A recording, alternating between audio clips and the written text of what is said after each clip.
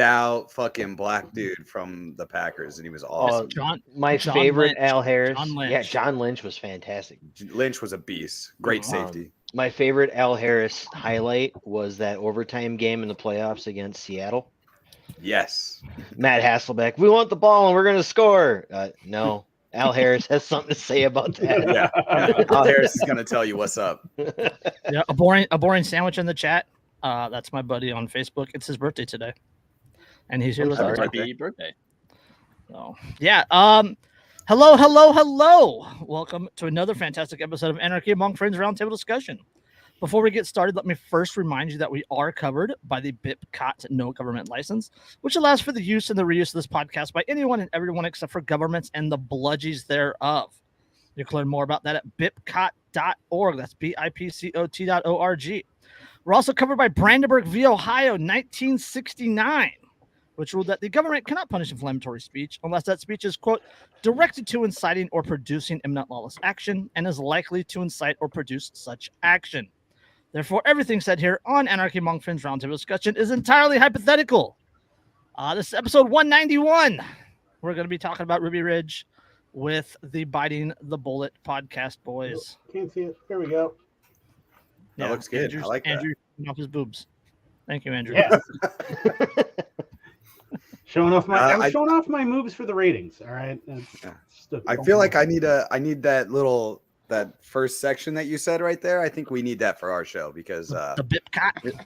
Yeah, because we've already been used in a federal court case. So I have a file because I was on the Vanu podcast with Shane Radcliffe, and that was cited because it was on a guy's laptop that was busted in international waters for drug running. Hell yeah! So, yeah. He was just doing the Lord's work out there, you know. Yes, that's right.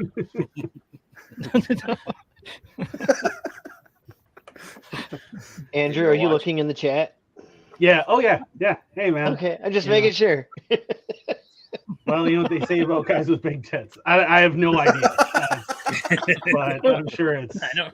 What do they say? Nothing. They're only one operation away from being a woman.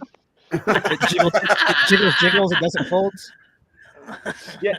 No. Well, you know, I mean, the problem is like I took that round to the right knee, so if it had been a little bit higher, I guess we could just gone that direction. You would not be an attractive there. woman, Andrew. I just cosplay as a female dwarf. It'll be fine. It's 2022. You can identify as whatever he wants. Yeah. Yep. See? He can identify it. That doesn't make it so. He can identify it as whatever he wants, and he can get into places that you can't because you're white. Ha. You're banned. See? No. Aha. Andrew's from an actual oppressed population. He's Irish. Yeah. Oh, dude, I'm leaving. I'm done. See you guys. says the Bears fan. I mean, come on. Yeah. I mean, you guys are Marines, so I mean, we already know you don't have good taste. Yeah, we're the most oppressed society, obviously. You know, I've thought about trying to get you guys' addresses to make sure you had a care package that showed up. It was the big 64 box of crayons. Yeah, nice. We've That gotten way we that know which before. one's your favorite. We'll just pull them all out and it'll all be purple. Oh, that son of a bitch. Fucking Jared. Fucking Jared, dude, coming in on the live stream. Jared don't give a fuck. Had to throw that. That's right. Yeah. Jared still cries himself to sleep at night. That's because he moved away from you guys. Yeah. That's what it is. It's because he's It's not as married now, crippling. actually. It's not as crippling depression at all. No, he misses the cuddle puddles. No. Well, that's his fault. He had to not be gay anymore and went and decided to be straight. So Yeah. That's fucking boring. Lame. yeah, fucking nerd. The world hates a quitter, man. Yeah. Yeah, we don't like spitters or quitters, and Jared's both. So Oh, I don't know if I want to continue that conversation.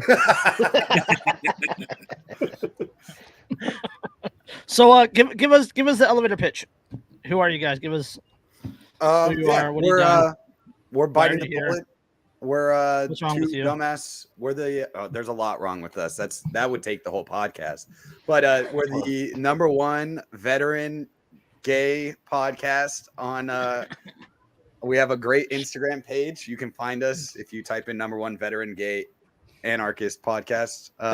They have the pride flag, and that's why they haven't been banned.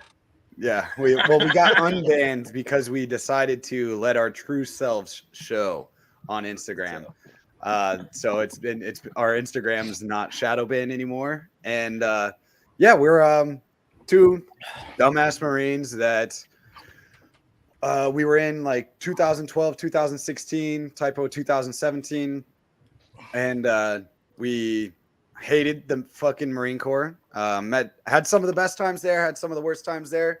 Loved every part about it except like all the bullshit that came with it. And then we kind of realized like maybe we're the baddies like halfway through. And we were like, well, this isn't what we expected or what we signed up for. And as we kind of came into that school of thought, we ended up, it was like right around election season. Gary Johnson was getting really big on his second run.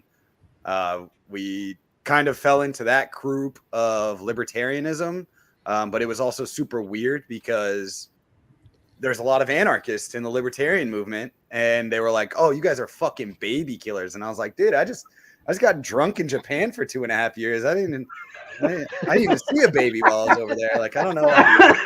Might have made a few, but yeah, I don't know why you're so mad at me."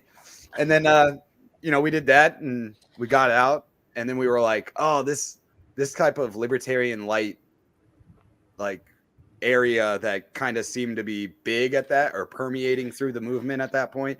We were like, this isn't really for us." And there was a couple like core things that Typo would hold on to or I would hold on to that kind of made us like still on the status path. And then there was plenty of drunk nights of arguing and yelling at each other in the back. Jared, who's in the chat, that we'd be yelling and drunk arguing about libertarianism and shit in our backyard. And it was really funny and kind of let go of some of the stupidity that we were holding on to. And Jared was like, man, we should do a podcast and just talk about this shit because it's funny, or at least we think it's funny. Feels literally exactly how this one started too. Yeah. Feels like being in the smoke pit. And, we're talking through our ideas of what we think it should be, and the craziness that is happening is fun to talk about. So let's do it on a podcast. And that's what we did. And, it's had a lot of good things come out of it. We've had a lot of vets that have come out and been like, dude, you guys fucking get it. And then we've had a lot of young kids that have, or not young kids, but, that 16 to 18-year-old range, whether male or female, come out to us and be like, we were planning on joining the military and now we're not going to. And I was like, that's the best thing I could have asked for doing this podcast. Go join a trade, do fucking something else like other than join the military because you're just an agent of the state. And that's kind of our podcast. I don't know. You got anything else to add to that, Typo? I think you nailed it, dude. But yeah, that's pretty much. We started this thing. We thought we were like the only veteran libertarian podcasters out there.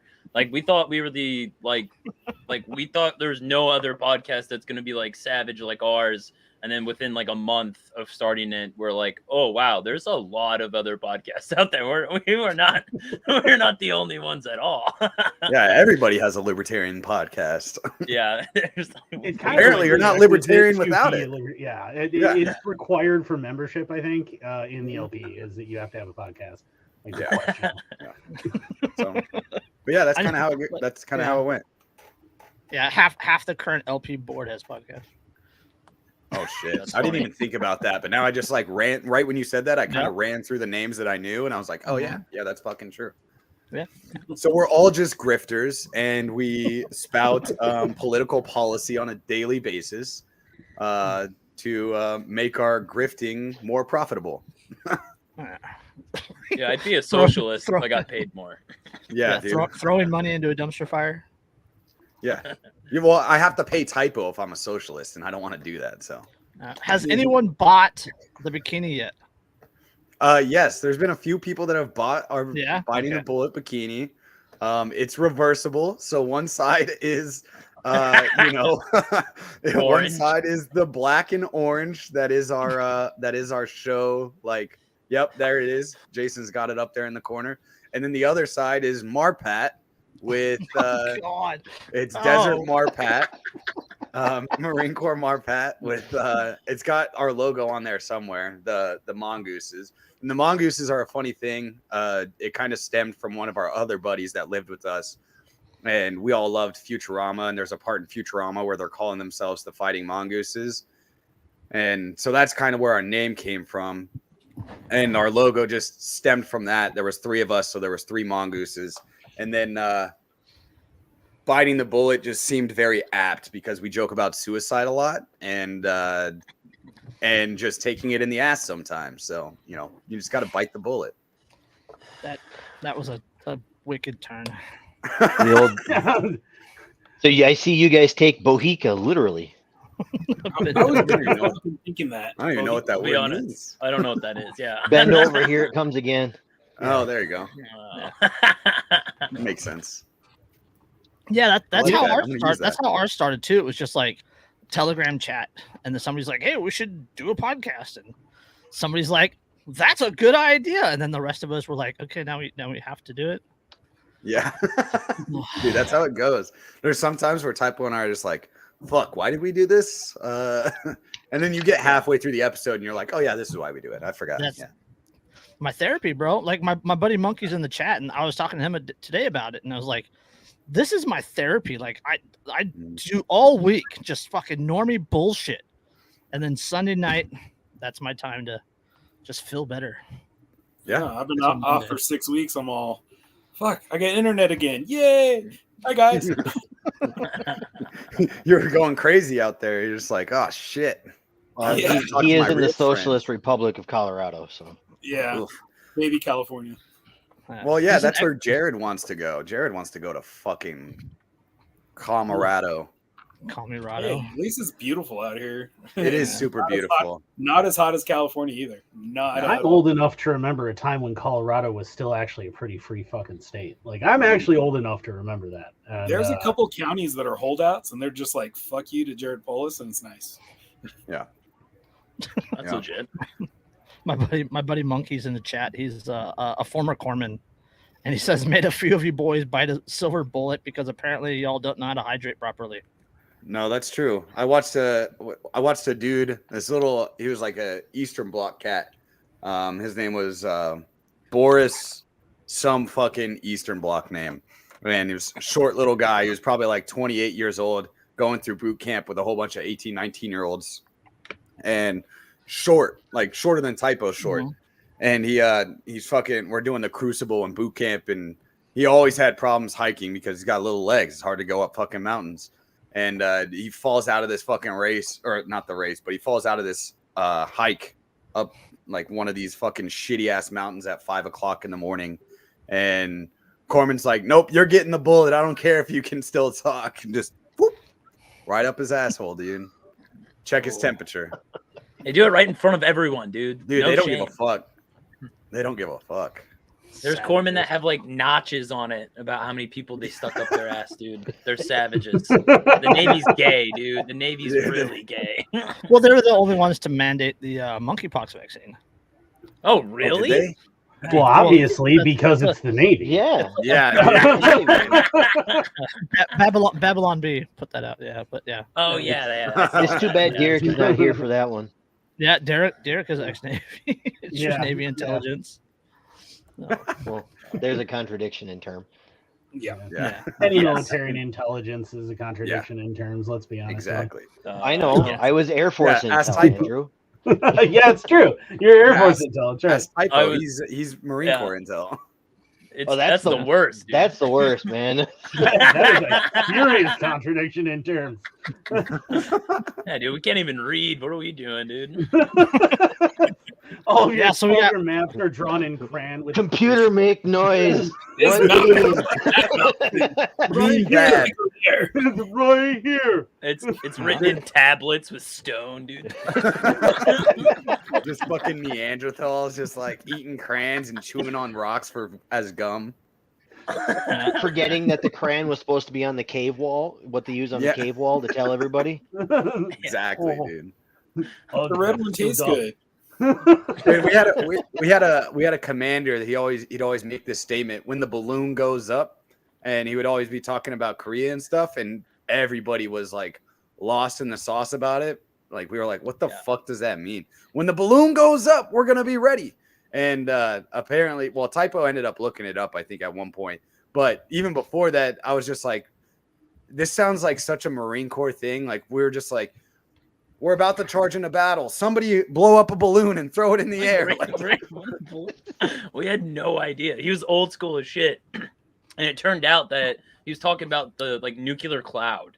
Like when the balloon goes up, then we better be ready. Like that's what he was talking about this whole time. We're like, what is he like? What does he mean, dude? Like, what? I mean, I feel like if you're looking at, like, if you're within visual range of a mushroom cloud from a nuclear detonation, it's too late to do Again, anything. Marines. Like at that point, First in, you're last just waiting out. for the shockwave. We'll die charging it, dude. Like fuck it. Big boom. Hey, we don't know. Go after. Bring me a piece of that cloud, bitches. War cry. If you're lucky enough, you'll make it to the edge of the heat wave before it dissipates. Yeah, for real. Because the rest of that is fucked. Yeah. Yeah, I don't want to. Josh and I are both civilians, no military training at all. So, but Chris, throw yours out real Cheers quick. to you. Yeah, Chris, throw yours out. I Real was quick, and Andrew. just real quick. I was Air Force Signal Intel. Okay. I was discharged for medical after my dad passed away. I had an anxiety attack while out and about, and they said, "There's the door." But yeah, it's not- started not great, but it is what it is.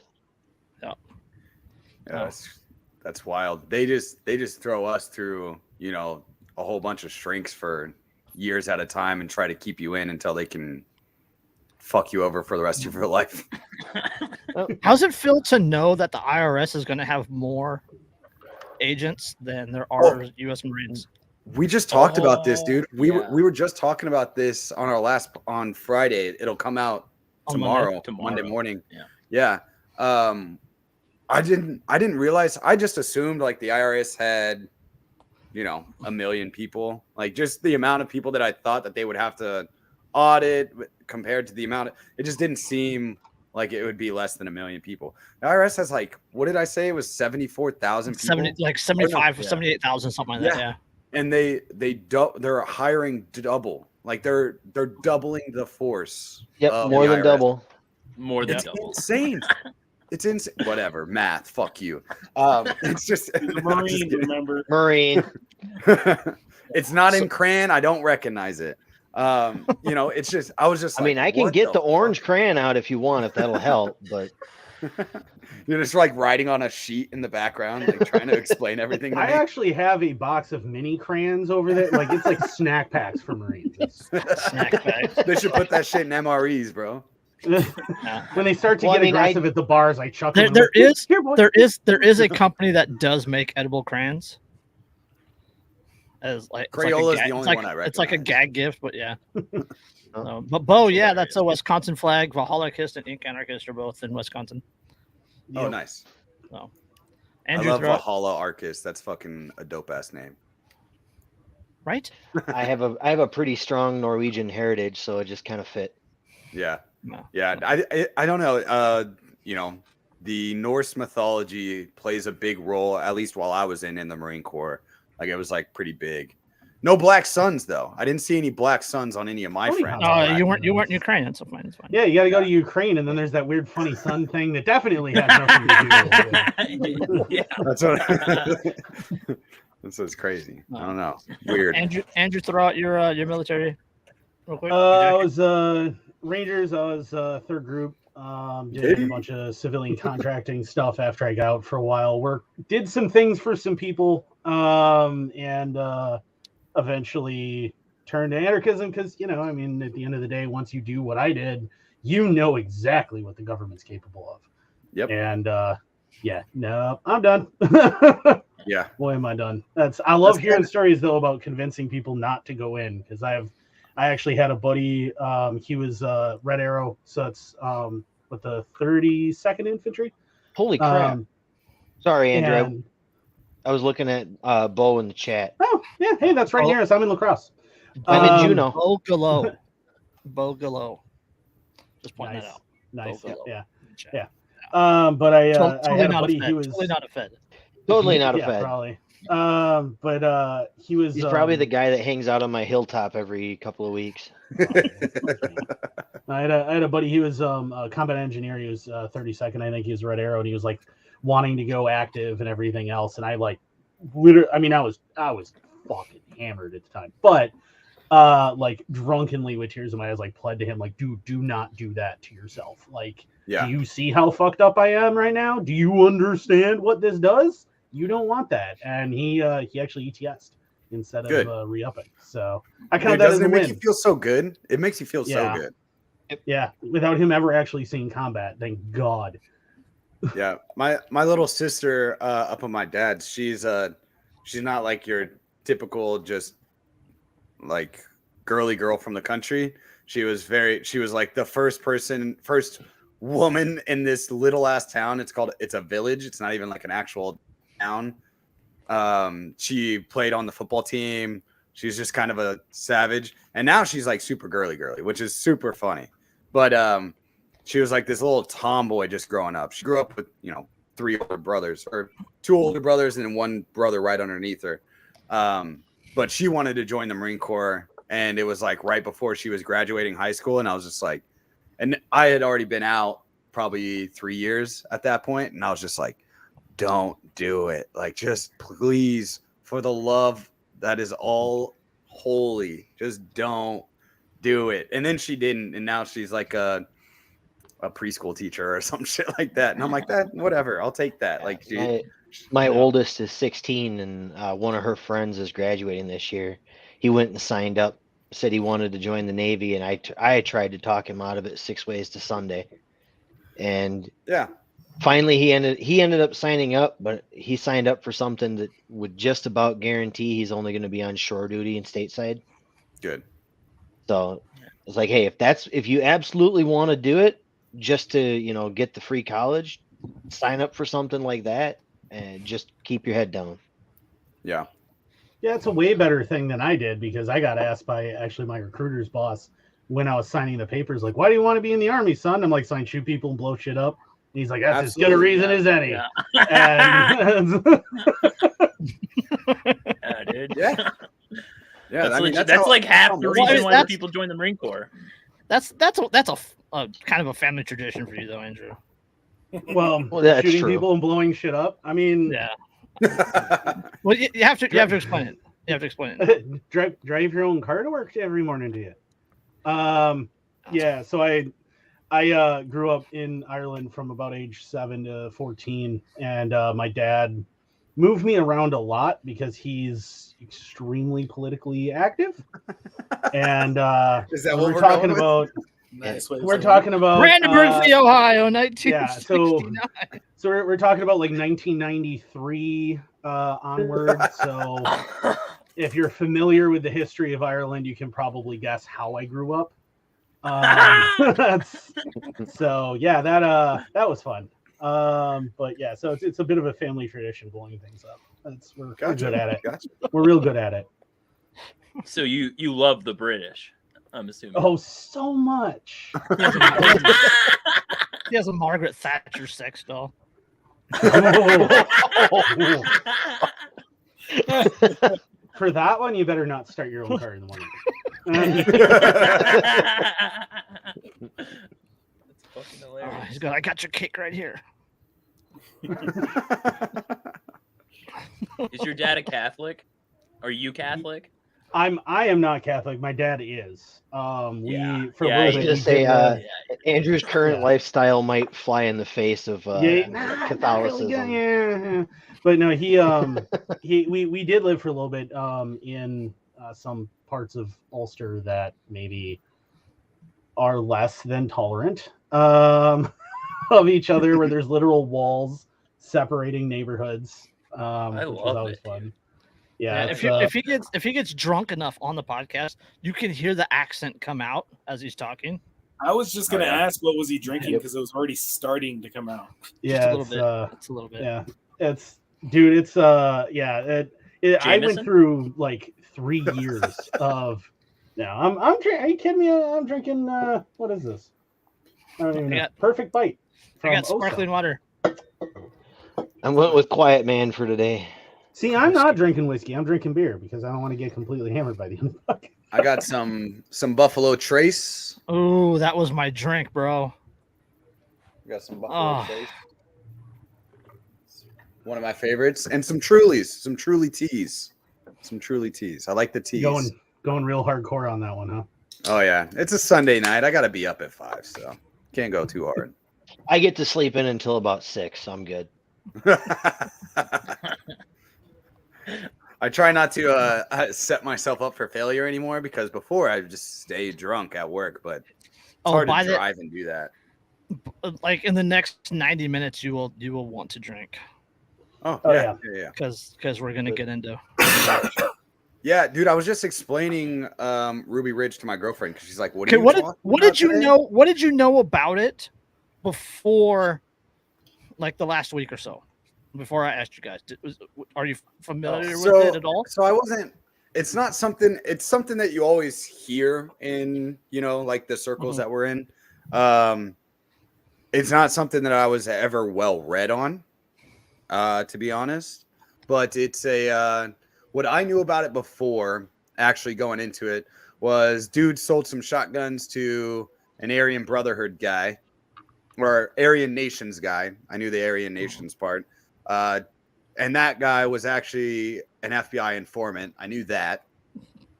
And then that they went after him for selling these shotguns. And he was like, fuck you. Like, I'm not doing that. And you're not taking me. That's how I understood it originally. This is before, right? So that's how I understood it originally. It's like, I'm not going to prison for selling some sawed-off shotguns to this guy. And then there was like a standoff. I didn't really know the events particularly well, like how they happened in order. But I knew that his son died and his wife was killed while holding his infant child. And then that him and his buddy ended up surrendering after the 11 days. But his wife was killed on day 1, sitting there dead for 11 days. And I was like, that's horrendous, especially because the sniper that shot Hirachi. Hirachi. Hirachi, or whatever, however you say it. Yeah, he Japanese. So I knew that he had shot them, got brought up on charges, and then ended up everything getting let go from him, or all the charges were vacated from him. But it seemed like Idaho had actually tried a few times to. I remembered like Idaho actually trying a few times to get him under these charges. But then after reading it, I kind of saw reading more about it. And I was like, oh damn, it's about as bad as it sounds, but there's also a couple like details in there that are bro. I got 8.5 pages of notes. Oh, I bet. Well, like one of the details that was big to me that surprised my girlfriend was the warrant, or not the warrant, the original filing of his court date on February 20th, and then the other one that was sent out saying that he would be there, or that it was moved to March 20th, and he didn't show up to the February 20th because he had the March 20th one. And then they signed an immediate warrant for his arrest and to go in stealthily because he's probably going to fight back. And this was the reason why that part stuck with me, is Typo and I've talked about it multiple times on our show about how when they think the person that they're going to go arrest or serve a warrant to is violent in any kind of way, they come up with all these crazy strategies that they try to do to come into their house and this, that, or the other. But Bro. for vets, it's really bad. For vets, it's really bad Mhm. because it doesn't matter what you did in the military. You could have been a desk writer that didn't do shit, medically separated after a year because you didn't even make it all, or you made it all the way through boot camp, but you didn't whatever happened, you broke your hip or something like that, and they still treat you as, like this crazy vet Killer. that, this vet. Yeah, it's just wild. So it's just, that part was crazy to me. Oh, yeah. Well, and remember that Randy didn't actually ever deploy. Yeah. So No, like, and I forgot. I didn't realize that he was a. I didn't realize he was a combat engineer either. Like I didn't know he was in the military before. yep, he was a brave. Yeah. Typo, same with you. Yeah, I kind of knew a little bit more than Luke just because I watched a bunch of documentaries about Waco, the Oklahoma City bombing, and Ruby Ridge, and I didn't realize how they're not directly connected, but there's like connections between all of them, and I didn't realize like how connected those things were. I thought they were like three separate events that don't really take place. So then when I was learning about Waco and it was referencing Ruby Ridge, and I was like, whoa, what the fuck is this? And then learning about the Oklahoma City bombing, they referenced Ruby Ridge and Waco, and I was like, whoa, wow, I didn't realize this was all connected. But I think probably before I read into it myself, I had probably kind of like the same perspective as Luke. Like I didn't really understand what happened. I know it was something to do with illegal firearms. I know that they were coming to arrest him because he didn't show up in court, but I didn't know why. I didn't realize why. And then I did know that his son and his wife were killed, but that's all I really knew. And I, from my first exposure, I thought Randy Weaver was kind of crazy, like this loon. I thought he wasn't like this right-wing extremist. I mean, yeah, he is kind of. Randy has more practical than extremism, but his Vicky was. Yeah, Vicky was the Ayn Rand fucking supremacist. Yeah, well, I mean, Randy is also an openly admitted white white supremacist. He is a white separatist, not separatist. Yeah, he's a white separatist for sure. He didn't believe he didn't believe that like mixed race cultures could live amongst each other, right? That was his perspective of the whole thing. That was part of it. Yeah. But but to me, they made it like, I guess the best way to describe it is they made it not to be like more violent than he really was. They made him seem very violent. Yes. Like he was selling these shotguns because he's trying to start a race war type shit. And that was my like initial perspective. So like, I didn't really look into it that much because I was like, oh, just some crazy racist dude trying to, sell guns to other racist dudes. And I was like, that's fucking weird. Yeah. Oh yeah. Yep. Well, and if you only watch like NPR's, or not NPR, but the public broadcasting's American Experience on Ruby Ridge.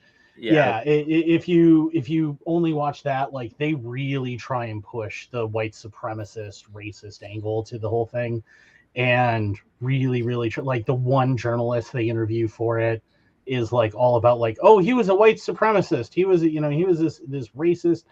I mean, Randy Weaver was definitely racist. Don't get me wrong, but he was not like, he straight up didn't want to be part of the Aryan Nations thing. Like he didn't want to be part of that. He straight up told them no. Yeah. And there's like a big difference between someone that's like racist and someone that's violent. Like someone that has like there's a big difference between supremacist and a separatist. Like Randy was more of a cultural separatist and religious separatist. Like he wanted to be over here with his people doing his thing, away from everyone else. Whereas supremacists, they're trying to hurt other people and all that other bullshit. So, but I think of those terms kind of get conflated a lot, and I don't think most people even really know the difference. Yeah. So let's get into it then, huh? So Randy and Vicky both grew up in religious farming families. Both did well in school. They were married in November 1971 after Randy received an honorable discharge from the Army as an engineer and support personnel for the Green Berets. They moved to Cedar. I think O&I, if I remember right. for They his moved alpha. to Cedar Falls, Iowa, where Randy intended to enroll at the University of Northern Iowa to study criminal justice with the hopes of becoming an FBI agent. Hashtag irony. Yeah, dude. He dropped out because tuition was too expensive and ended up working at the John Deere plant, where Vicky there worked as a secretary. Until That's Sarah, right in our neck of the woods. If you're in the Midwest, that's Quad Cities, man. yeah, or Yeah. Sarah was born in 1976. Samuel 2 years later in 1978.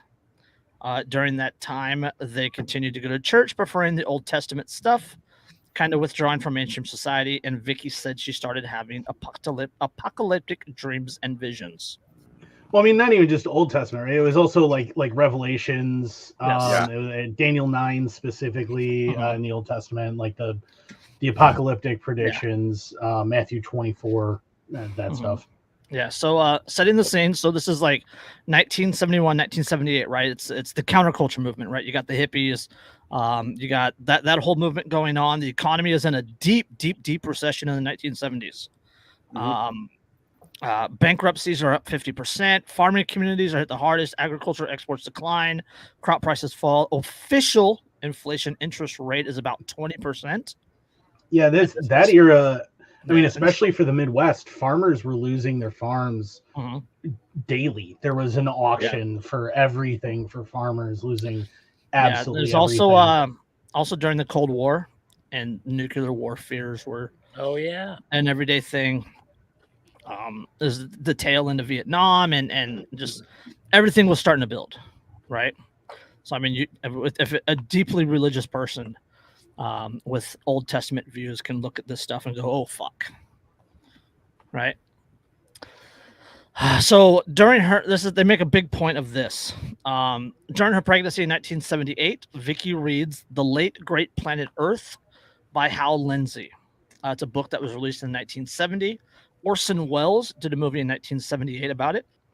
And by 1980, it had sold 28 million copies. Okay. Just a quick Wikipedia on it. Hal cited an increase in the frequency of famines, wars, earthquakes as major events just prior to the end of the world. He also foretold a Soviet invasion of Israel. Lindsay also predicted the European Economic Community, which precedes the European Union, was destined, according to biblical prophecy, to become a quote, United States of Europe, which says he turned to destined become a revised Roman Empire ruled by the Antichrist. Yeah, he pulls that from Revelation. It's not entirely what it says, but yeah, I can see that. Lindsay also wrote or also concluded that there was no mention of the America in the books of Daniel or Revelations. So he found that the U.S. had no major geopolitical power at the time, and the tribulations of end times arrived. He also found that the Bible could not represent the U.S., but suggested that Ezekiel 38:13 could be speaking of the U.S. in part. So in 1980, he wrote a book called The 1980s Countdown to Armageddon, which Lindsay predicted that, quote, the decade of the 1980s could very well be the last decade of history as we know it. Well, yeah, and Lindsay kind of he kind of spearheaded the idea that still is pretty prevalent, that the generation, because there's a verse that says that the generation that sees Israel become a nation again will be the generation present at the end times. So like there's now a clock ticking. And to the end, his book was kind of in the same vein as the Left Behind series. If you're familiar with those, a lot of Frank Peretti stuff, things like that. Yeah, so it should have ended after the 80s. I lived through the 80s. You're not entirely wrong. Man, after 86, like what more was there? I was born. It's time to just pack in the towel. Obviously, nothing better is coming. So from 1978, 1993, Vicky and Randy continued down the path that they were on. They withdrew more and more from mainstream society and sought more freedom, more self-reliant lifestyle. The economy again started to turn to shit. Inflation was still high. Hostilities with Russia increased after they invaded Afghanistan, and the U.S. backed the Mujahideen. We all know how that worked out. That worked out well. That's why I joined the military 30 years later. The threat of nuclear war was the highest since the Cuban Missile Crisis in 1962. Yeah, it's one of those things that I always laugh about. Like when I was in Afghanistan, there was a point, one of the roads that we go down all the time, up on the side of it, it had been pulled off by a wrecker. was a burned out like T-72. Like Just so, like I'm still sitting driving there. past it. I'm driving past it in a GMV and looking at it and going, "Yep, that's confidence inspiring." You're like, huh, interesting.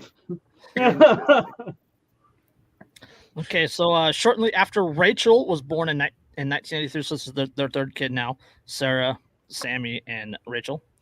Shortly after Rachel was born in 1983, they packed up what they could into a van and a pickup, sold what was left, and headed west looking for a place to settle. After 2 weeks, they found 20 acres in Bonner County of northern Idaho. It's about 40 miles from the Canadian border, just outside of Naples, for $5,000 and the moving van.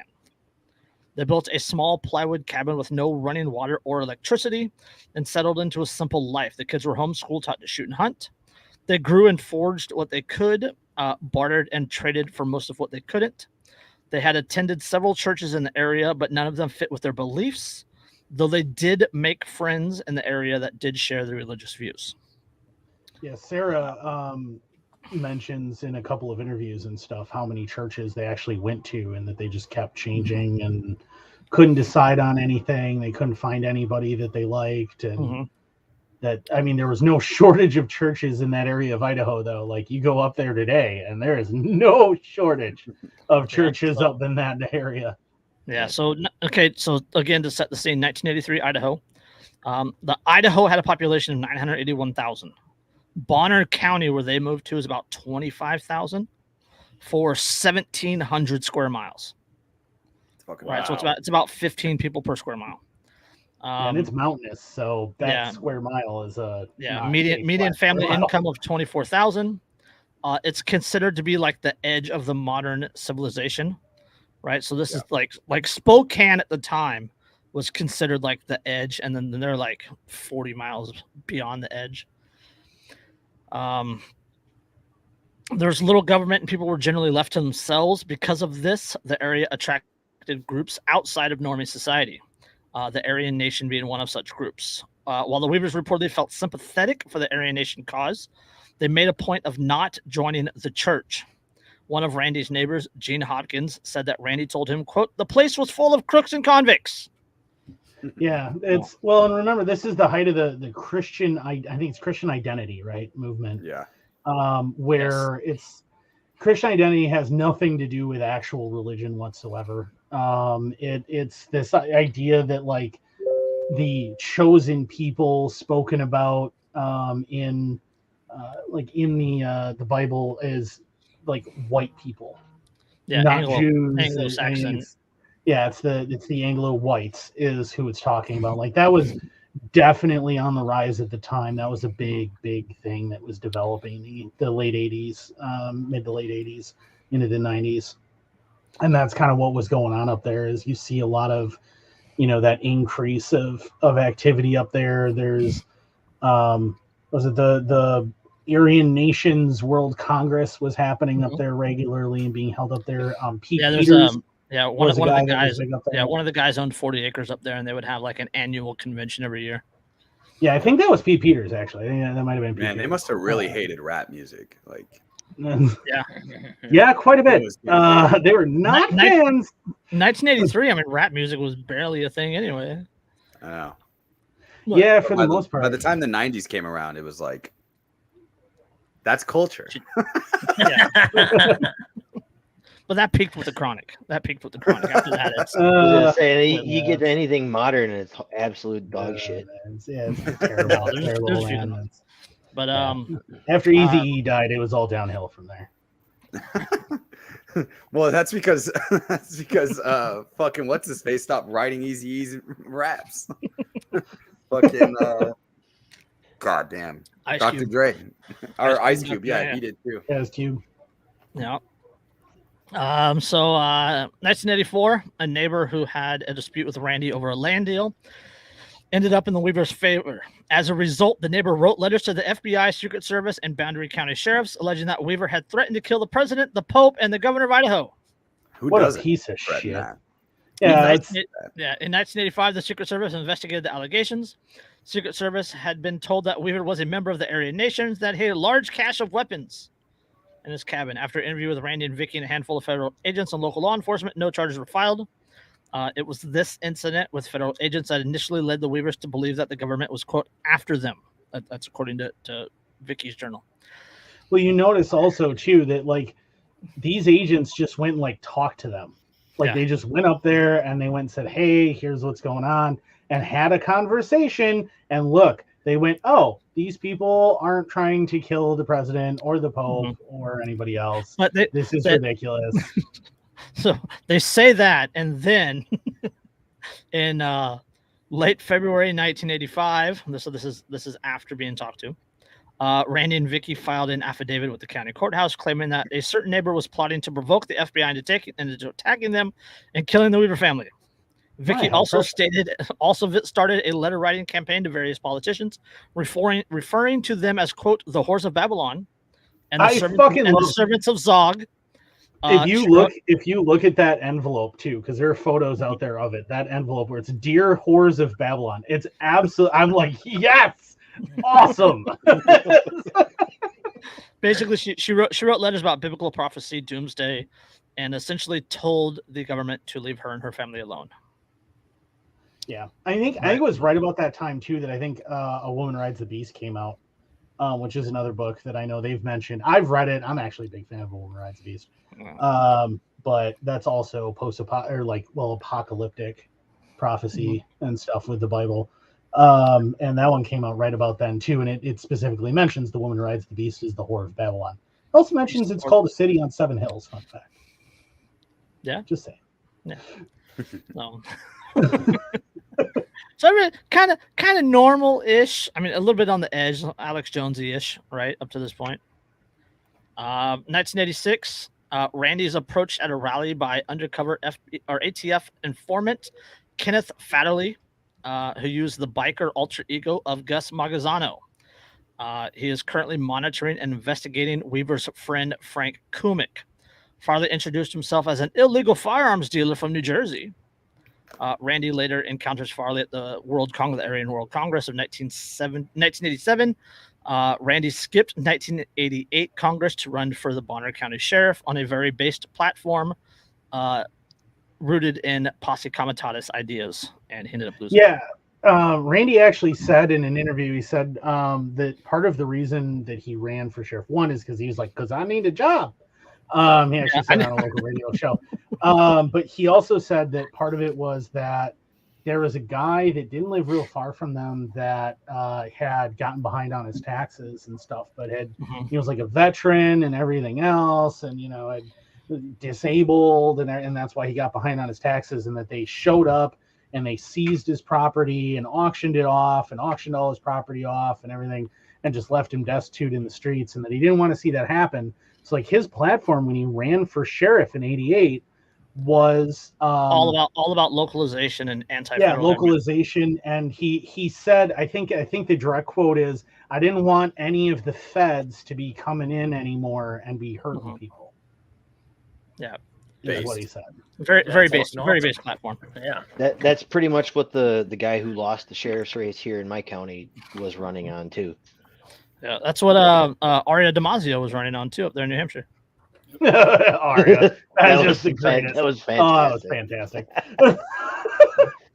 My son's in the chat.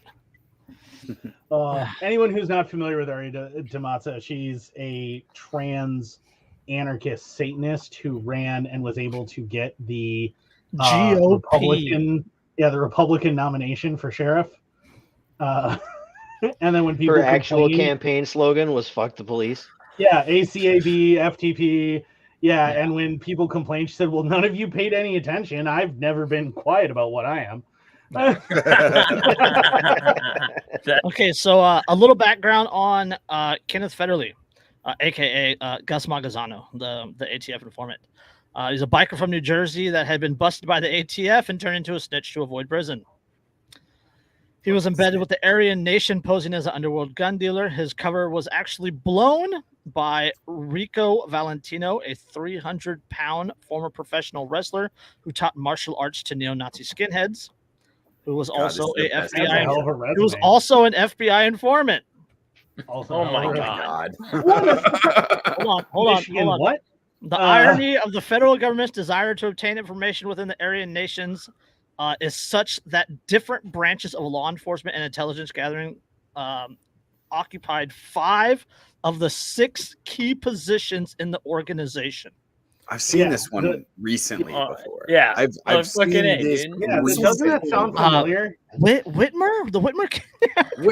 I think it has I something think- to do with yeah. a mitten. This is It might like have something to do with a mitten. MO from the beginning.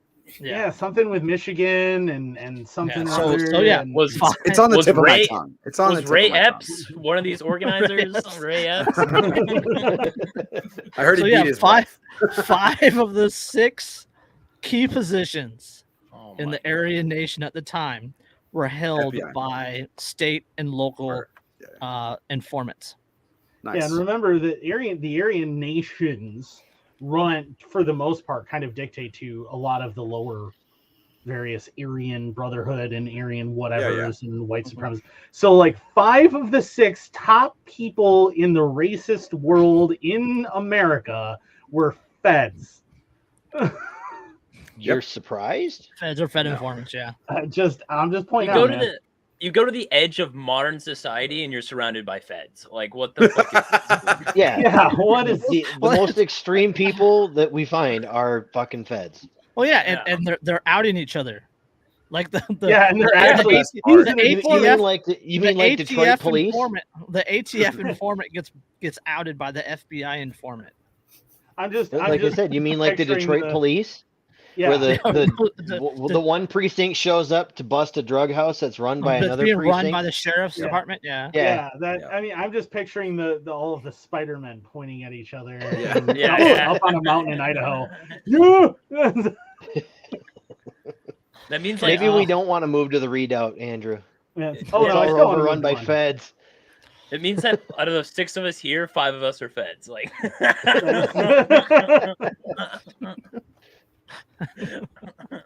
Well, This if you're in podcast Michigan, just got weird. I was gonna say in Michigan, Brandenburg it v. would Ohio, 1960. be- Right. Oh, How do you guys feel about white supremacy? How do you guys feel about drilling the 3rd hole? Just question. Yeah. How do You you, guys do know how fellow to gun 3D enthusiasts? print guns? Yeah. I noticed you're not wearing So, level 4 blades. What's up? so I noticed like that there were dogs? 5 Ender 3s outside your house. Is there a Oh, reason? Well, how do you do, fellow anti-government people? I have recently come into possession of a large amount of explosives. What shall I do? of course, the Irish guy. Everybody always suspects the Irish. No, you gotta suspect the person that calls out the Irish. Yeah, That's everyone true. knows the Irish would never. be Me ours. thinketh thou protesteth too much. Yeah. So during this time, 1986, 1989, the Weavers were hard pressed for money. Randy was cutting and selling firewood and doing odd jobs to make what he could when he could. So when Gus approached Randy in October 1989, saying that he had people who would pay for a sawed-off shotgun, Randy, being hard up for money, agreed. The deal was 2 short-barrel shotguns for $300. I thought it was 500. Was it 300? 300. Okay. I think he Acco- says in an interview with Redoubt News, I think he claims that it was 500, but Well, yeah, either way. I could be wrong. Either way. He also says that he did such a good job on it that he was pretty sure that one of the feds, when he was getting a ride after the siege, was probably carrying one of the ones that he made. He was almost certain that it was actually one of the ones that he'd done. Yeah. Wouldn't be surprised. So let's Well, see. they are exempt. I mean, you know. 2 SBS for 300. According to the testimony at the trial, about a week after meeting Randy, or about a week after the meeting, Randy pulled up his pickup next to Gus's car, pulled out a Remington pump action shotgun from a case. Gus touched the barrel at about the 13-inch point, saying "about here." Right, that's at the trial. Yeah. Randy disputes this, saying that the shotguns he sold fairly were entirely legal and shortened after the fact. Yeah. Right, so he Fucking cut him prove down it, to bitch. 6. He cut him down to Well- 16, and then they cut him shorter. That, 18 yeah, and a half. but things that he said since then, in the interest of fairness, He has proudly All right, said, hold on, I definitely cut them short. Yeah, hold on. The notes from the case, right? So the case notes showed that Federley purchased the guns and then showed Randy where to shorten them. The definition of fucking which is technically entrapment. Yes. Yeah. Yeah, but Well, that would explain why all the charges never stuck. Yeah. He was So, specifically asked to do an illegal act by a federal agent. Yes. That is the definition of entrapment. They can lie to you. They can do a whole bunch of shit, but what they cannot do is instigate illegal activity.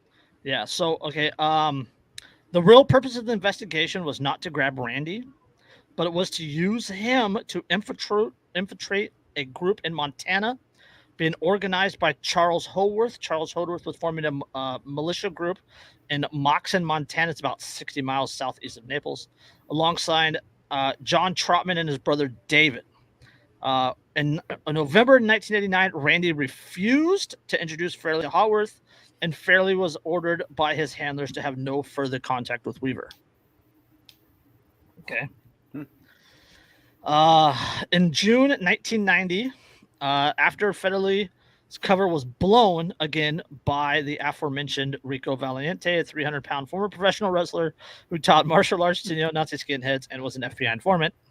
I have to throw that out there again because it's fucking hilarious. The FBI reached out to Randy, stating that they had evidence he was dealing illegal firearms. They told him that they would drop all the charges if he agreed to become their new informant in the investigation to the Aryan Nations group in the area. Randy is quoted as telling them to go to hell. All right. Randy ain't no bitch. He ain't no bitch. Mama didn't raise no bitch. There ain't no shirker. So December Loose lips sink ships. Yes. Right. So that was in June. In June, Federley's cover was blown, and then they asked Randy. In December 1990, so this is like a full year after cutting him off, the feds indicted Randy on federal firearms charges. So rather than confront Randy at his property, the feds created a setup. Randy and Vicky were driving down the road leading from their property and saw a pickup parked, blocking the bridge with the hood up. A man and woman were standing looking at the engine. The Weavers stopped, being neighborly, and they were soon surrounded by ATF agents who sprung out of the back's camper shell. The feds told Randy that they would drop all the charges if he became a snitch, and he again refused. So Randy was arrested. It should be noted there, too, that the kids were in the vehicle at the time and had automatic weapons pointed at them by the federal agents and told to stay where they were. So, and watched their parents be physically thrown to the ground. Yeah, so nobody creates more anarchists than government. Yeah, so Randy was arrested. They just got out to help people. They're not armed. They're not anything, and they get thrown right to the ground.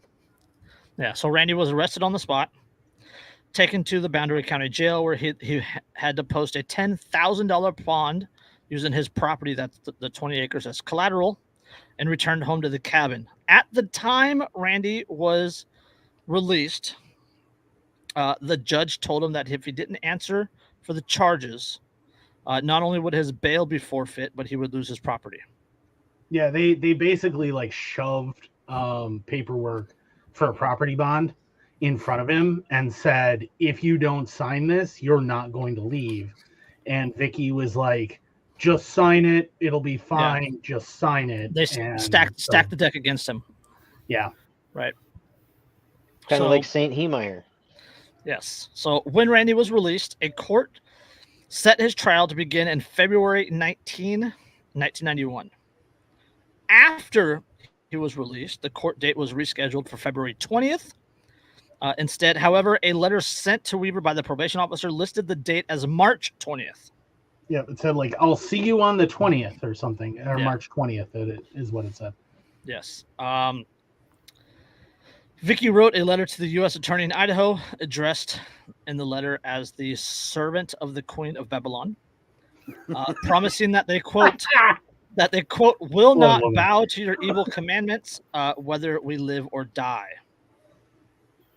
Randy would later say at his trial that he believed the date mix-up was deliberate. Yeah, Vicky was a real well, one, yeah, though. of Like, course let's it be was. honest. Like, Vicky Yeah. was a real one. What a woman. Ride or ride or- die, bro. Literally on Yeah. both tracks. Yes. Yeah, Absolutely. like she was intense, man. She was definitely intense. The She thing might is, be more too, radical than Randy. Yeah. Oh yeah, Oh, she definitely. definitely Yeah, was. without Vicky, Randy would not. They would never be in this position. Yeah. Yeah, because you get Right, but she- again, she's not hurting anybody. Right, she's on top of a mountain in the middle of nowhere. She hasn't like committed any real crimes. She just wrote some letters to some people, calling them whores. Yeah, well, and and she. Well, she to be fair, largely most too- of them are. Yeah, but I mean, Yeah. they are. She largely too. She also, kind of got Randy involved in the Pentecostal movement in Iowa and stuff, which is what kind of started this road. Yo, have you ever attended a Pentecostal church? Unfortunately, inadvertently once. I've been fortunate. exactly to avoid it. one time. I've And I was like, been to a few. Um, Does it burn when you walk across? Interesting. Oh, dude, I'm not allowed in most churches. Like, I just like right when it starts steaming, like it gets hot for me. While everybody else is like, oh, it's cold, it's church, and I'm just like, I'm sweating. I don't know what's happening here. One of my It's like friends the happens omen. to be It's a precursor. Andrew is his own minister. Andrew's an ordained minister. Nice. I am too. That's how I wrote my Me own too. religious exemption for work. Oh, fuck yeah. the internet's full of wondrous things. But yeah, I can remember one time a friend of mine who's actually the pastor we used to go to. I walked in and he sprayed me with holy water. It was like, I just checking. You know what Yeah, I've always dude. wanted to do is they make those black bath bombs, and I've always thought if you Oh. were about to get baptized and just stuck one in your pocket. Yeah, dude. I I get hot going into church, bro. Like, I don't know what it is. I cross the Jump in across the the frame, and I'm Yeah. like, woo. jump in the It's a little warm in here, isn't baptism tank with like a battery powered toaster. I just, all I can think of is like, and I'm even a Christian. All I can think of is just, man, that would be funny. Just like as soon as you go in, just Black or like blood red or something. just black bubbling up as you're in the water. Yeah, I think it would be great. But that's And he just starts screaming. I'm gonna do that if I ever have a kid. I'm just gonna slip it in there while like nobody's watching, so the priest just has a fucking heart attack. They're just Put it like, in his "Let me diaper." sure you get Put a it in his couple of diaper, the all black sclera contact lenses. Yeah. Just slip those in real quick and start just speaking gibberish. It sounds vaguely Latin. Oh, Start man, singing this is gonna be Slipknot. so much fun. You're the whores Vicky warned us about. Okay, chill out. Y'all gonna make Typo have nightmares. Oh, poor little Typo. No, they're both gonna have nightmares. They're both little kids, as far as I'm concerned. Are you kidding me? You guys went in. I was out for half a decade by the time you went in. So, like, I had been out for at least a decade by the time they went in. yeah, like Jesus, dude. I'm okay with that. I'm It's a young older than man's all of game. you, so fuck off. Yeah. So February 20th came and went with no appearance by Randy. So the feds issued a new warrant for his arrest for failure to appear in court. Knowing that the Weavers owned several guns, had made violent threats in the past, had associations with known extremist groups, and that Vicky had notoriously sent angry letters to the government for years, the ATF decided that capturing Randy was beyond the resources, so the U.S. Marshal Service was tasked with bringing him in. Which is utterly ridiculous when you hear what the head marshal had to say about it. Yeah. Utterly fucking ridiculous. Yeah. U.S. Marshal Service The whole wanted thing to is allow fucking Weaver the chance to appear what he thought was his court date, March 20th. But the United States Attorney's Office rejected that and sought a grand jury indictment on March 14th, 6 days before his notice that he was doing. See, court. and that's the Oh my problem right there, God, right? Like dude. that's the shit where it's like we're already to the point. All right, February 20th has already passed, right? Like it's already gone and done with. You're mad that this person didn't appear in court. I understand that in the place that we live in, like you have to appear for court. I understand. I get it.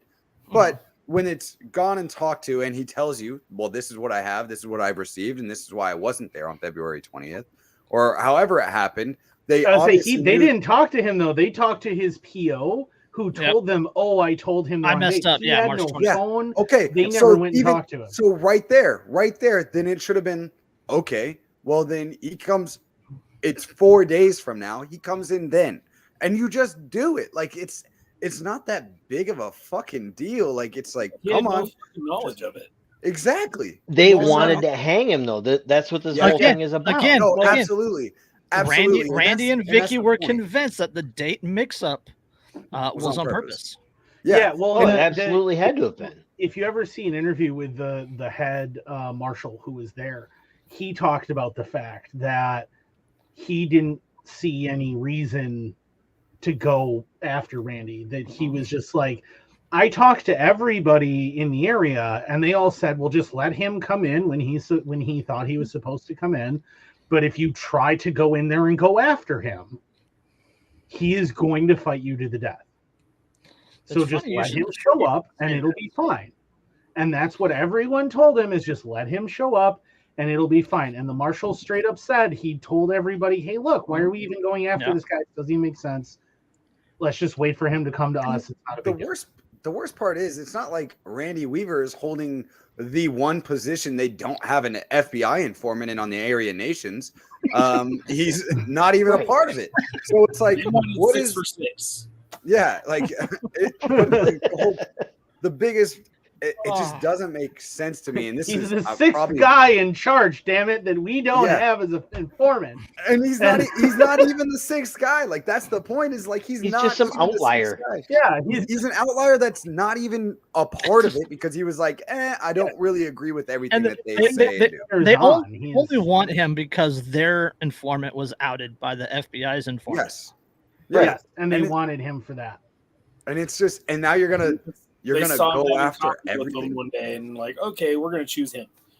Yeah, it's just Well, they were gonna choose. They wanted to choose him because they already entrapped his ass. Yeah. Well, the funny thing is too is with the interview with that I saw with the head marshal, he also, the way he talks, where he's like, whether they're guilty or not, we're assigned to go after them. The way he constantly references whether they're guilty or not.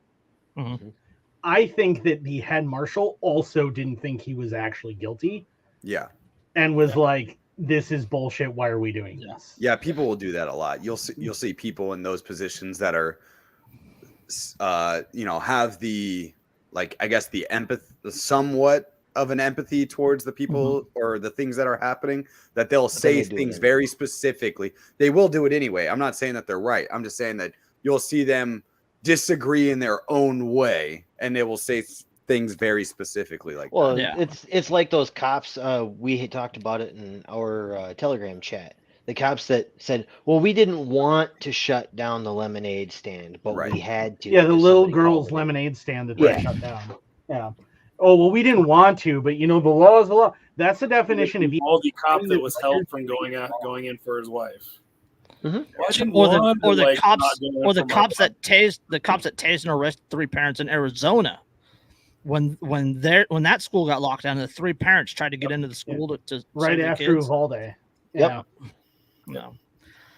But let's see. Grand jury, March 14th, 6 days before the notice was due in court. When word of this reached the Weavers, who were already skeptical of the feds and the repeated strong arm tactics, both Randy and Vicky saw this as further evidence that Randy would not receive a fair trial. So they increasingly isolated themselves on their property and vowed to fight rather than surrender peacefully. This created a kind of hands-off standoff situation. Well, yeah, and that's the kind of thing that you've created. I mean, you've clearly indicated to them that a day in court is meaningless, that you're just going to manipulate things. So What's the date that this is happening? This was March 14th, 1991. Okay. Right. So this is middle of March 1991. During the hands-off, I call it the hands-off standoff, the household grew with a delivery of the baby girl named Elishaba. So in addition to Elishaba, there was Sarah, who's now 15, Randy 13, or I'm sorry, Sammy 13, Rachel 9, and then also family friend Kevin Harris. Kevin Harris was a local kid who came from a broken home, so he would stay with the Weavers for months at a time and go back and forth. So 1991, Kevin Harris would have been like 24. Right, he was 25 when everything went down. Relentlessly good guy too, like Yes. relentlessly to the point that in the aftermath, like he straight up told the jurors, like, if you're going to convict anybody, just convict me. It was all my idea. It's all me. Yeah. Leave Randy alone. Yeah. So that's March 1991. So by early 1992, the standoff at Ruby Ridge had started to attract national notoriety. Press figures ranging from Geraldo Rivera to reporters from the Los Angeles Times requested interviews with the Weavers, but the only reporter they agreed to talk to wrote for a small weekly paper in Bonners Ferry. Bonners Ferry's in that county. An interview, the Weavers claimed not to be Aryan or Nazis, just people that came to Idaho, quote, to escape religious persecution. Vicky said, quote, "There's nowhere left to escape our lawless rulers." Boring Sandwich in the chat points out March 3rd, 1991 was when Rodney King happened, for a little national context here. Yeah. Oh, yeah. So Were you even alive yet? So it was looked at like the Weavers were making the federal government look weak and silly, and pressure was mounting on the Marshals Service to do something. Yeah, who still didn't want to do anything because, like I said, the head marshal was like, we can just wait for him to show. Like, if you just talk to him, like, I don't know why we're doing this. That's okay. So the federal government wasn't doing nothing during this time, right? So between March 1991 and early 1992, the federal government, they were doing things, right, leading up to August 21st. So during the 18-month standoff, the U.S. Marshal Service surveyed the Weavers' cabin and land. David Nevin, a lawyer involved in the court case, noted, quote, "The Marshals called in military aerial reconnaissance and had videos studied by the Defense Mapping Agency. They prowled the woods around the Weaver cabin with night vision equipment.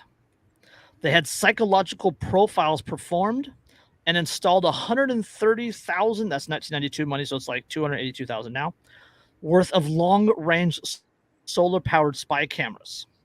They intercepted the Weavers' mail. They even knew the menstrual cycles of Weavers' teenage daughters and planned an arrest scenario around them." That's how close they were watching. At one point in time, they actually bought a tract of land next to the Weaver's cabin, where an undercover marshal posed as a neighbor and built a cabin in hopes of befriending Weaver and luring him away. Although the marshals knew Weaver's precise location throughout this entire investigation, not a single marshal ever came face to face with Randy Weaver. Yeah, all this despite the fact that the ATF had initially served Weaver his warrant without encountering violence. That's the roadside stop. According to several reports, the U.S. Marshals Service thought it was up against Rambo instead of poor homesteaders who just wanted to be left alone. Right. Remember that the head marshal, he interviewed, and I've actually seen the notebook that where he was taking notes, and he's got names of neighbors and people in stores. Yeah, the law library. The law library, you can look up the case, and it is a very, very thick file. It is extremely lot. Yes. But you can actually see where the head marshal took notes of interviews with people in the area, and every single one of them said Randy is a peaceful guy. He doesn't want to fight with anybody. He doesn't want a confrontation. But if you go in there at like guns blazing, all out like tactical insertion kind of thing, he's going to fight you to the death. Like, you need to go in there right. And instead of taking what the marshal wrote down and what he said, and then looking at it and going, oh, so we just need to send one guy up there. The feds went, oh, so that means that this guy is a crazed, extremist, violent dude who's armed to the teeth, and he's going to kill us all if we try to come in there. That's how they read that. Which is Dude, what a waste of resources. Not only a waste of resources, but it just hammers home the point, pun intended, that when the only tool you're given is a hammer, everything is a nail. Mm-hmm. So, and this is 400 agents. We'll get to that. This is 1992. Like even in 2022, that is a ridiculous amount of resources spent on a failure to appear. Well, and there's some names associated with it that you might recognize, like Barr, and William Barr. William Barr was the special lawyer for the FBI at the time. He's actually the one that helped get Lon Harashi out of jail. Harashi out. Yep. That was Donald Trump's attorney general. Yeah. Yep. We'll get into that. It's one big party, and you're not. I got a bunch of notes still. We'll get into that. Yeah. Okay. All right. Yeah. But there's a lot of names that are going to sound real familiar for current things. Okay. As we go through this. Okay. So, April 21st, 1992. That is 30 years ago today. April 21st, 1992, 6 U.S. Marshals, that is members of the United States Marshal Special Operations Group. The Special Operations Group is actually the oldest federal tactical force in the United States. Put that out there. Well, that was formed in what, like 1920 something? Something like that, yeah. That was the original group that went after Machine Gun Kelly and Babyface Nelson. And was that for the mobs too, or no? Yeah, that was specifically for the mob. Yeah, that's the group. That group was the group that Herbert Hoover specifically set up to go murder all of the people who were the modern day outlaws. Yeah. Okay. During Prohibition. All right. So 6 U.S. Marshals outfitted full camouflage painted faces. They entered the Weavers' property. They carried automatic weapons. They had been told to avoid contact with the Weavers, but they visited a shooting range the night before to sight in their weapons. Okay. The Marshals split into two teams. Marshal William Deegan, Larry Cooper, and Art Roderick comprised the forward team. David Hunt, Larry Thomas, and an EMT named Frank Norris formed the other. It was Deputy Marshal Arthur Roderick's 24th visit to the cabin. 24th visit to the cabin. And it should be noted that William, what was his last name? William Deegan. Deegan was at the time the single most highly decorated U.S. Marshal officer in the Marshals' history. They brought out the big guns for Randy Weaver. Okay. Yes. Yep. Yes. So Randy, his 14-year-old son, Sammy, just for context, Sammy wasn't a big 14-year-old, right? He was kind of sickly. He was 4'10", 85 pounds. Yeah, when you see him and you hear that. Real quick, I'll be right back. I need to go and take care of Anarcho baby here. You don't have to let us know. Just go. Yeah, the pictures of him, when you hear that he was 14 and you look at some of the photos, he does not look like a 14-year-old. He does not look like a 14-year-old. He's real small. Yeah, real small.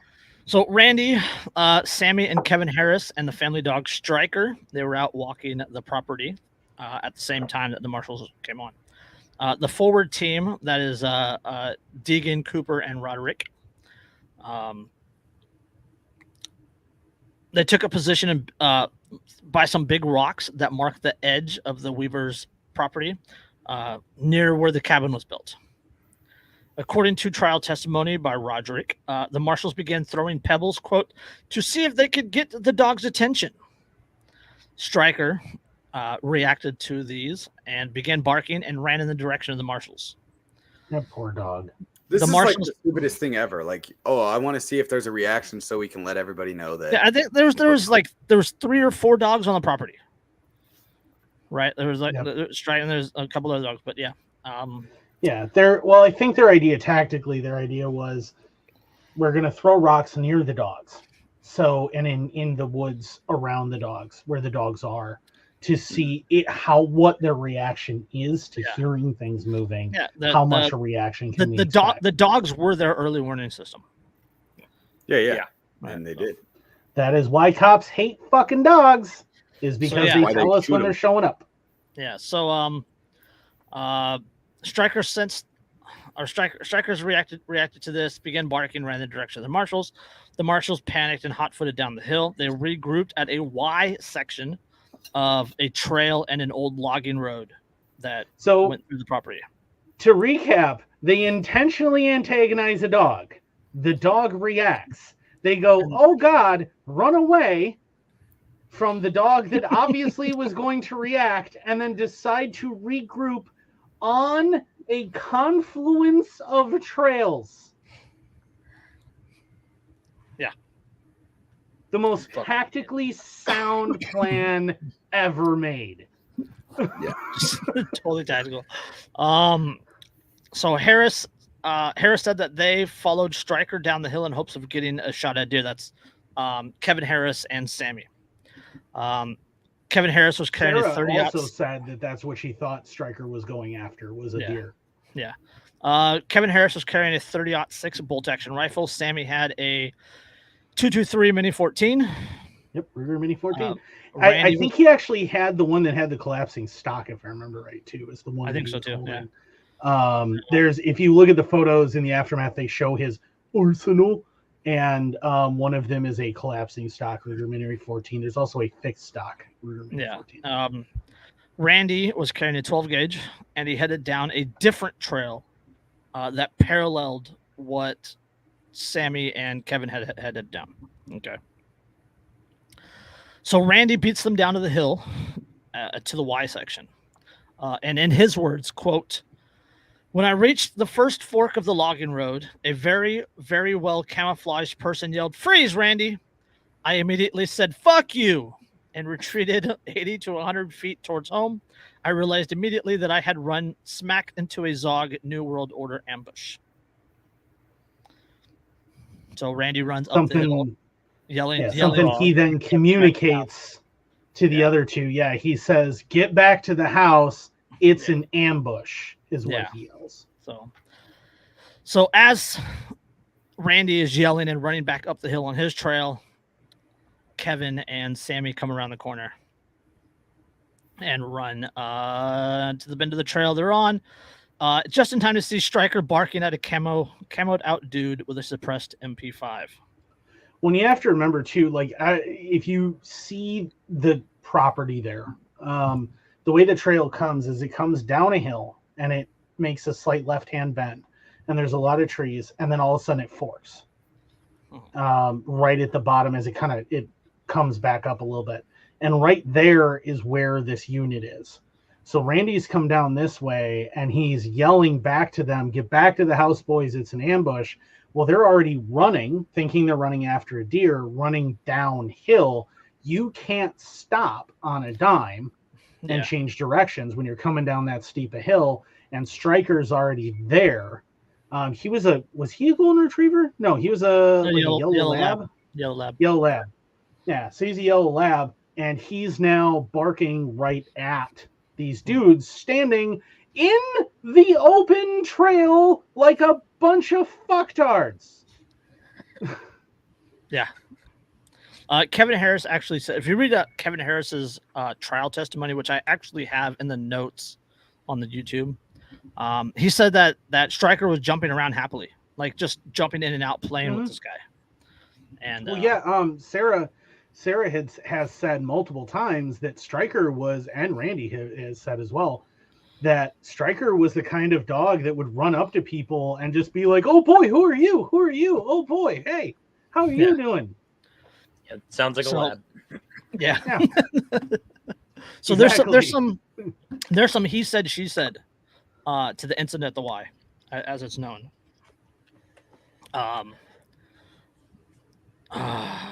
So Marshall Roderick shot the dog, according to Kevin Harris.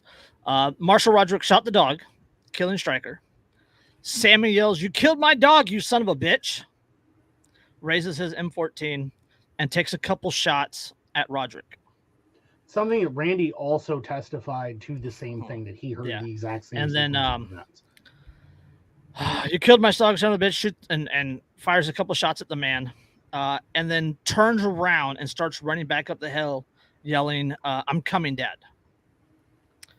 At that time, Marshall Deegan stands up and opens fire on the retreating Sammy Harris. Zipped him in the back with an MP5.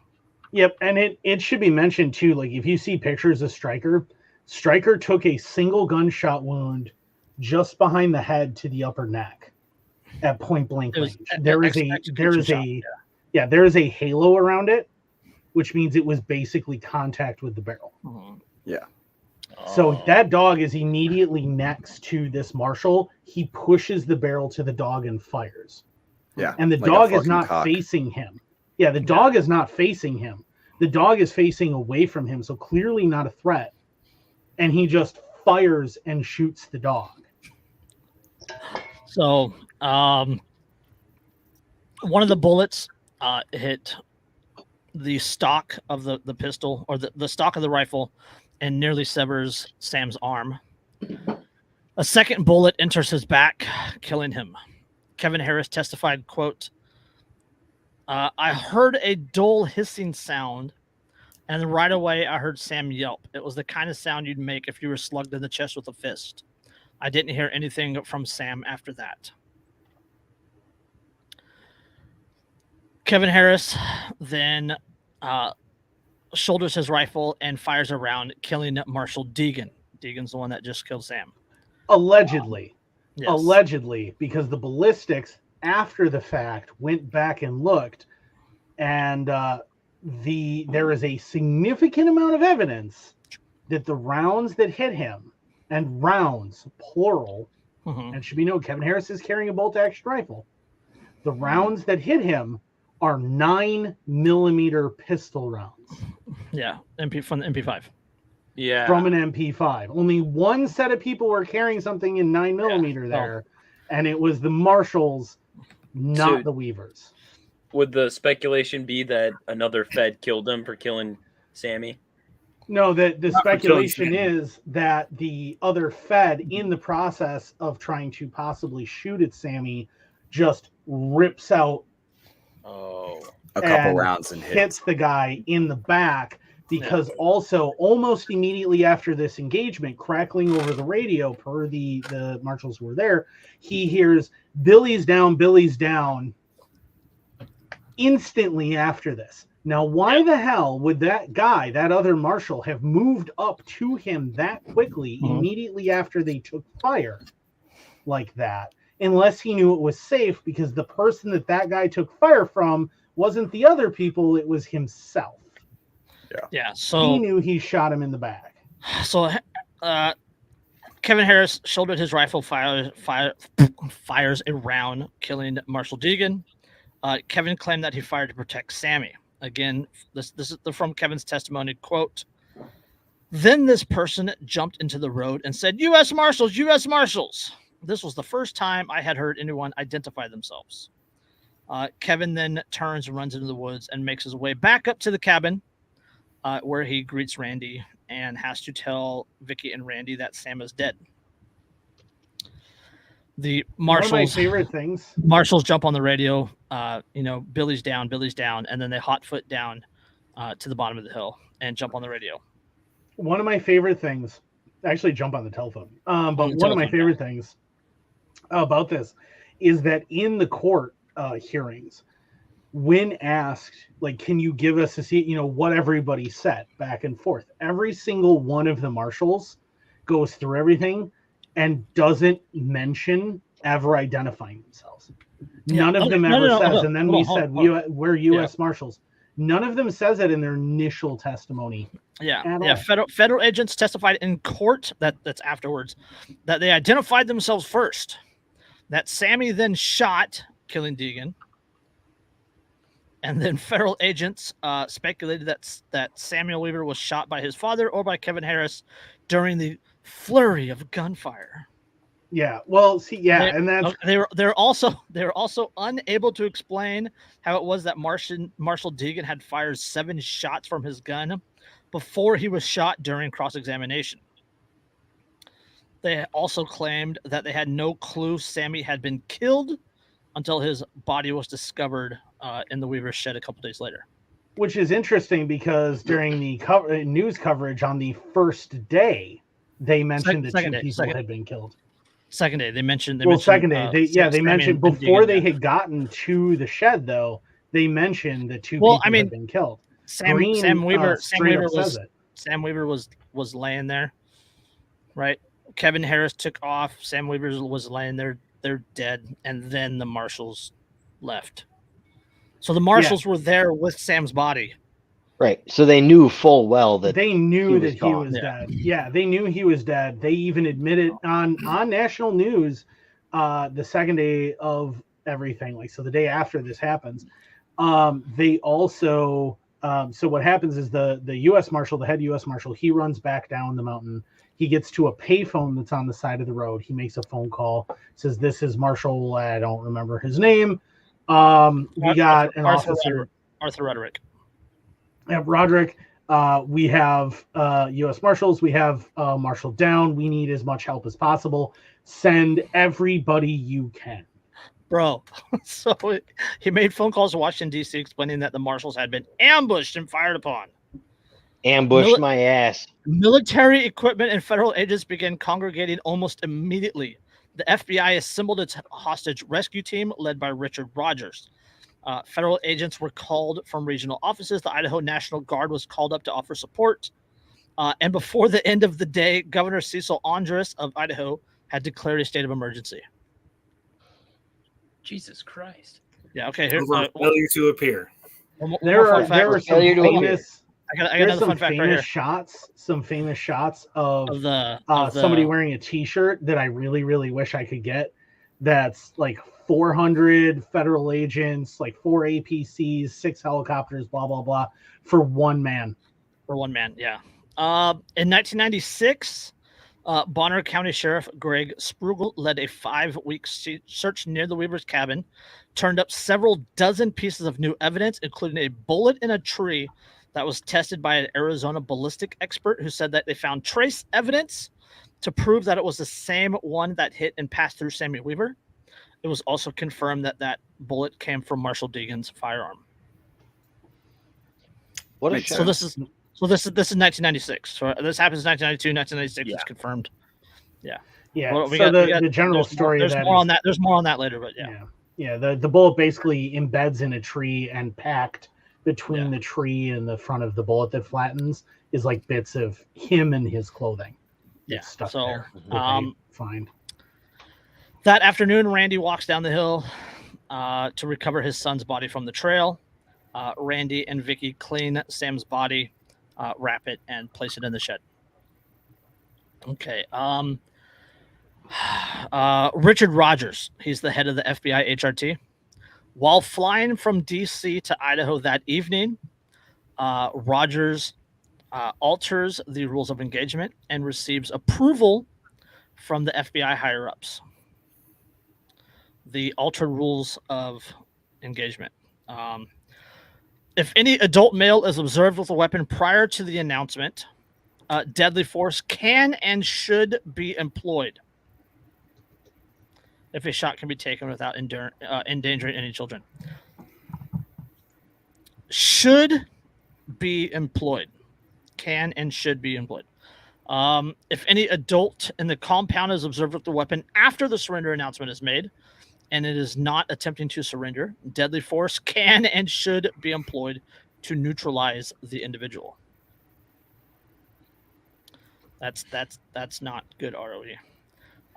This was also, it should be noted that this was already established as illegal under federal statutes for them to alter. It was completely against FBI policy, and then Senate hearing later, it's confirmed to be unconstitutional. If compromised by any And animal, then they got a particularly bigger the budget dogs, out of it. the animal should be eliminated. Any subjects other than Randy Weaver, Vicky Weaver, Kevin Harris presenting threats of death or grievous bodily harm, the FBI rules of deadly force are in effect, meaning deadly force can be utilized to prevent death or grievous bodily injury to oneself or that of another. So that was approved by the FBI higher ups, right? So my son, less restrictive ROE than soldiers in actual Andrew saw combat. in yes, combat. Yeah. Who was Yeah, the absolutely. person who ultimately approved? Oh wait, I remember her name. Her name was Janet Reno. That might sound familiar. That name. Yes. By sunrise of day 2, there are about 400 state and federal agents staged in the clearing at the bottom of the hill. By the end of it, one guy Sarah- who didn't show up to court. Yeah, Sarah will have said later that when she first saw it, she thought it looked like something out of an army movie. Yes. A small crowd of neighbors and onlookers begins gathering at the roadblock on the bridge. As the day wore on, more arrived at the roadblock, and they started shouting at the cops and the military that were there. And you've all seen the footage. Yeah, there's some local news was there. And there's then a the chick reporters, in a pink windbreaker who looks like she's ready to have an eyeball pop out of her head, screaming at them. It's So on the hillside to the north, about 200 yards from the cabin, Delta or Sierra 4 sniper team took positions. The team consisted of West Point graduate Lon Horiochi, the HRT's top sniper, and Dale Monroe, his spotter. I can't wait for that son of a bitch to die. I'm gonna go find his grave Oh, and piss on it. We'll never know. You will never know when he dies. Oh yeah, no one's ever gonna let that slip. No. There's one Dale, picture of him. There's one picture of him if you can find it, and you're not even sure if it's his. Yeah, Lon Horiochi is kind of a mystery. Dale, however, has been interviewed a couple of times. One of the interesting things that Dale said in an interview that I saw from him fairly recently was that he said that through the whole thing, all he really saw was mist and like fog and unknown individuals moving from the house behind a tree to the shed, behind a tree, back to the house, back and forth in mist, and that there was no shot ever. Yeah. So at around 6 p.m. that evening, so this is 6 p.m. day 2, Randy, Kevin, and Sarah ventured out of the cabin to visit Sam's body in the shed. Randy and Kevin were carrying rifles, but Sarah was unarmed. So this is before the surrender notice went out, right? They have still not had any contact with Randy at all, except for that one small face-to-face at the Y of the trail the previous day, right? That's it. Where he gave the right response. Fuck you. Yes. As Randy reached for the door of the shed, a shot rang out. The bullet ripped through the flesh under Randy's arm, and the three immediately began running towards the cabin. Sarah said in an interview with the Spokane Review, quote, "I ran up to my dad and tried to shield him and push him towards the house. If they were going to shoot someone, I was going to make sure they shot a kid." Yeah, the round that hit Randy, Sarah still has on her ranch in Montana. Yes, I believe. She still has that shed. She keeps it, she said, to as a memory of what they're capable of, basically. Yeah, so if you look at it and where the shed is, and if you look at the photos of the property, because they took a ton of surveillance photos during that time.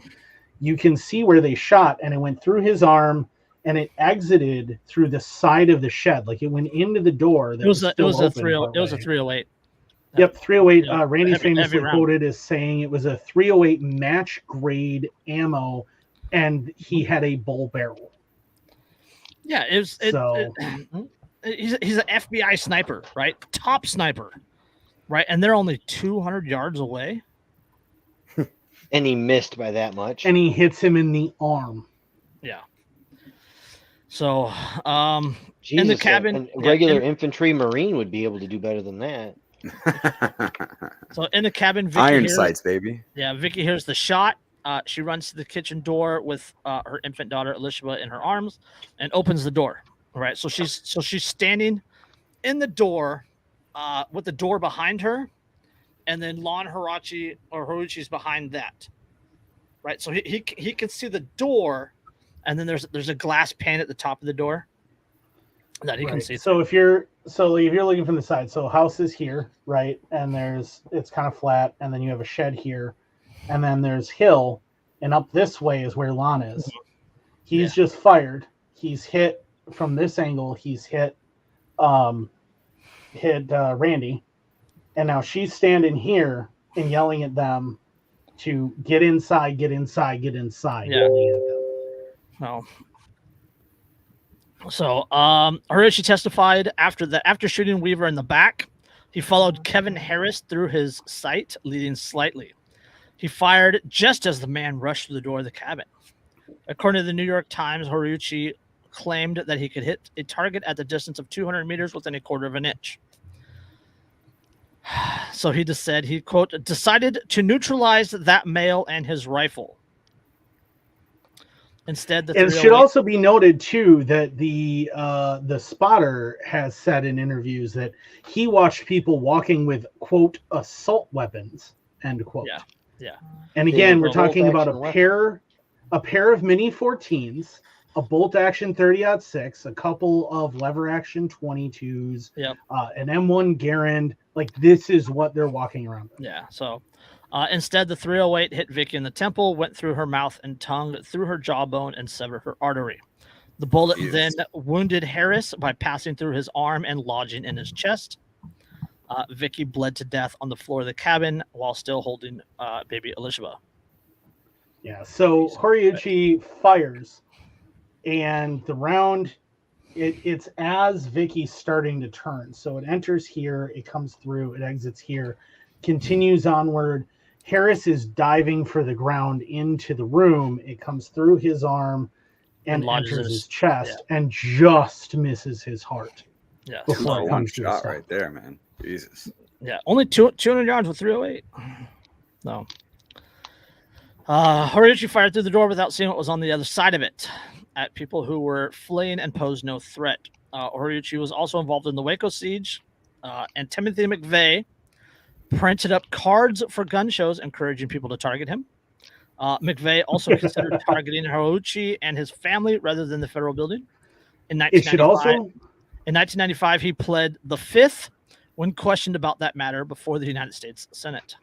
It should also be noted that one of the heads of the HRT at the time was still head of the HRT when Lavoy Finicum was attempted to be arrested.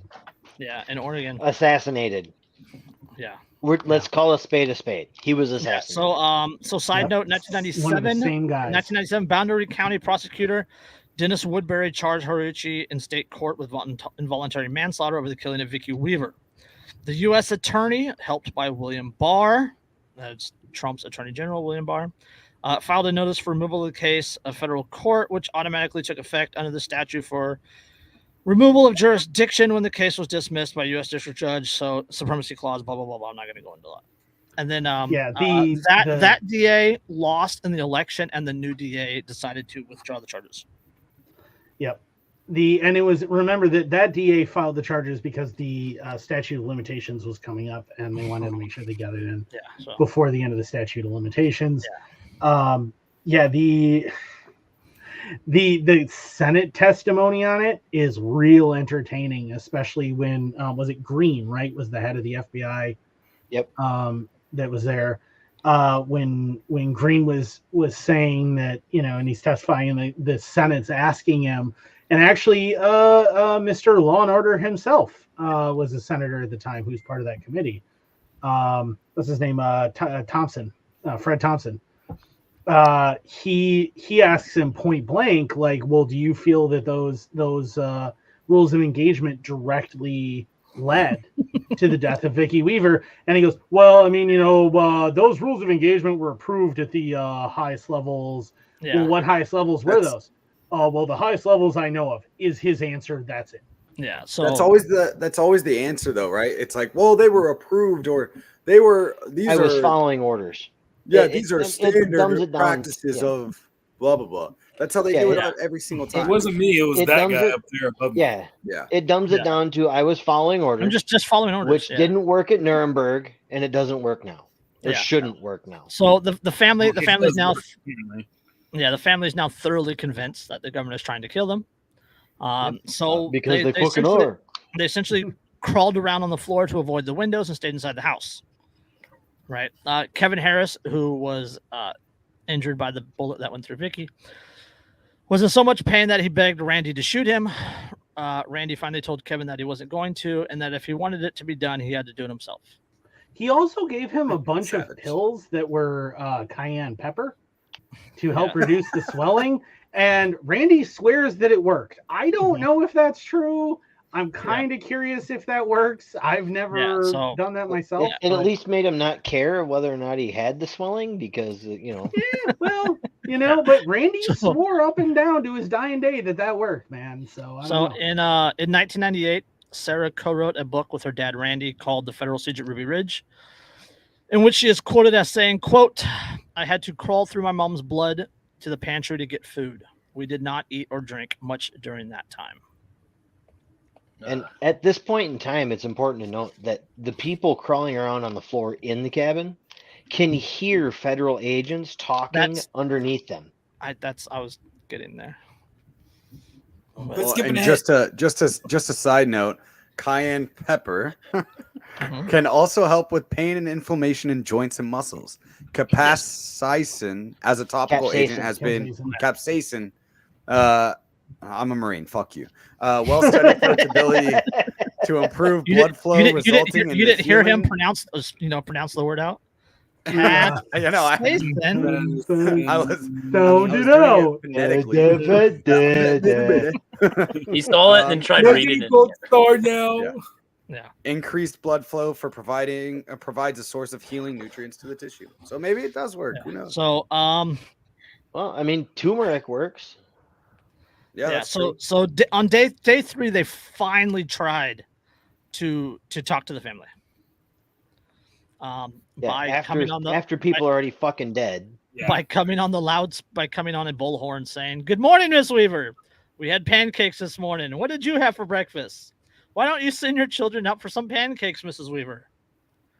After you already fucking shot her in the head, you dumb sons keep of in bitches. mind, she's They been knew to. sitting there Yeah. a while dead. Yes. Yeah. Yeah, the Weavers interpreted the pancake idea as just a cruel joke. And at some point in time, the agents started crawling around under the cabin, removing anything that they thought might help the Weavers. They also discovered Samuel's body in the shed and took that. And it was announced that night that Samuel was killed along with Marshall Deegan. And Kevin Harris was immediately formally charged in federal court with the murder of Marshall Deegan. And Randy Weaver was charged with assaulting a federal officer. Randy, who didn't fire a single shot, and even Didn't the fire a Fed single said shot. he didn't fire a shot. He hadn't fired a shot the entire time. Yeah. So, And ballistics reports on the dead federal agent indicate that he was killed by 9mm, not a 30-06. but by Harris, yeah. So, they determined that he was killed by the ballistics that came out determined he was killed by another one of the marshals. yeah. That Harris never shot anyone. That he just fired around wildly into the woods and hit So, a fucking pigeon for all we know. So days 4 through 7. We're running out of time. I'm trying to get quick. Days 4 through 7 are pretty much the same. We're gonna thing. run long. More taunting by the negotiators on the bullhorn because they again. This sounds familiar. I've heard they- this before too. They somewhere don't. when they did this. the taunting on the ball. Yeah, it's Still convinced that the government is If it trying to had kill gone them. much longer, they then they- might have actually started a fire with CS gas. Protesters at the gate estimated to be around 200. More national news is now at the scene. Let's see. At some point, a truck full of skinheads with guns and food got caught on a back road trying to make it to the cabin. And Bo Gritz shows up at the gate. great. Bo Gritz was a former Green Beret He was a prominent right-wing activist or viewist, and he was running for president of the United States on the Populist Party ticket under the slogan "God, Guns, and Grits." Yeah, Greitz. Let's go, baby. Yeah, Greitz. Hey, yeah, I Greitz. like him already. Bo Greitz was he was 5th Special Forces. He'd been a guy who had been involved in some really weird He also POW stuff in Vietnam that was super strange. He had been pretty highly decorated, but the thing is that most of his medals, he also was involved in the recommendation for most of those medals. John So, Kerry. technically he's got 5 silver stars, a soldier's medal, 10 bronze stars, 2 purple hearts, 26 air medals, a distinguished cross, Jesus Christ, how does he even flying wear his cross, coat? and 2 legions of merit. Damn. God damn, dude. Wow. It's fucking a regular Smedley Butler. God Yeah, damn. he's a what's his face? The guy that played himself in the movie To Hell and Back. So Honestly, can't remember. just hearing Okay. that list of citations, Andrew, the only thing I can think of is the North Korean generals. Oh yeah, if you Yeah, right. if you look at a picture of Bo Greitz, like he'll wear his uniform and it's just medals. Oh, he's got all the chest candy. Like if you look at it, it's all the chest candy. Mhm. Yeah, it is ridiculous. But he was actually, there's evidence that a lot of those medals were awarded for the same incident as well. Yeah. And I don't have to tell That you seems kind of guys, sus. that ain't something that's allowed. You get one. Yeah. You get one. You get one and it's not even a cool one. Yep. That's the Yeah. picture I Look at just this pulled up. guy. Jesus. Look at Jesus this fuck. Christ. Yeah, where's his pizza box though, huh? Yeah.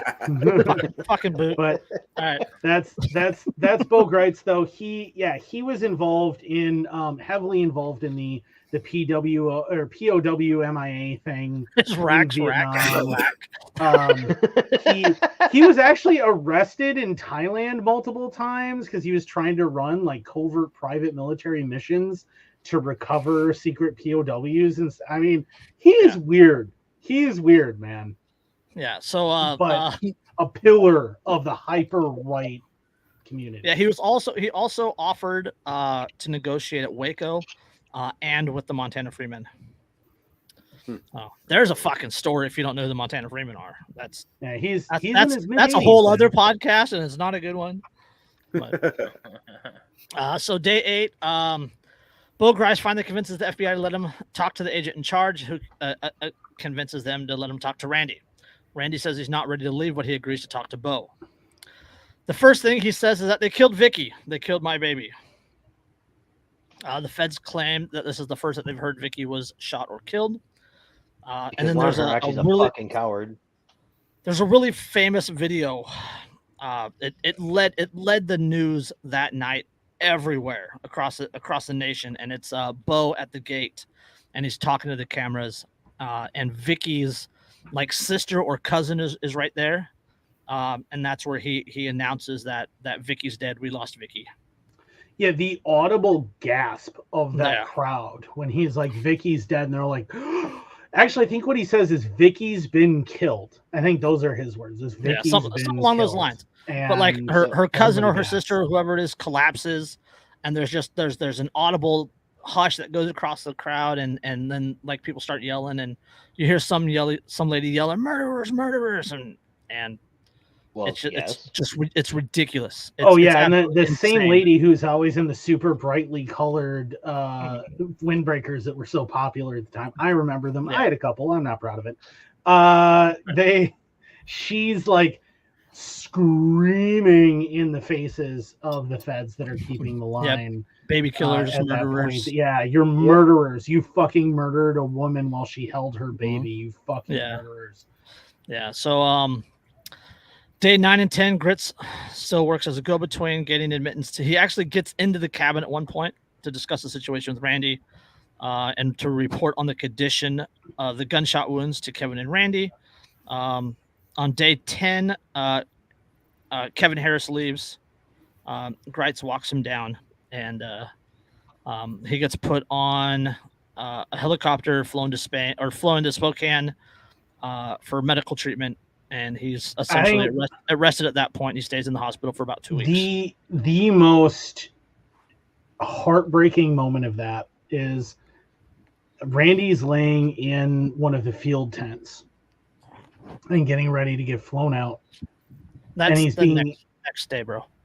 Is that the next day? Okay, Yeah. It might be the next day where he's laying there and he's getting talked to, and he says, "If I had known what was going to happen, Yeah, I would have just shown up. Yeah, I would have let, I think Nate, I think was the guy's name. I would have let Nate or Nick maybe have her, because apparently when he met Vicky, he actually cut in on his friend's dance with her, and he was like, if I'd known what was going to happen, I never would have even." Yeah. So, day 11, that's August 31st. Grice and a few family friends from nearby cabins. They're allowed to enter the cabin. Some of the other ladies, right, they prepare some food. They help the girls clean up, get them dressed, clean up Vicky's blood, and let Vicky's body get taken. And then Randy hugs his daughters as they walk out the cabin, and Randy's put on a stretcher. And then put on a helicopter, taken to Sandpoint Airport, where an FBI jet flew him down to Boise. And he goes into the hospital and then into Ada County Jail.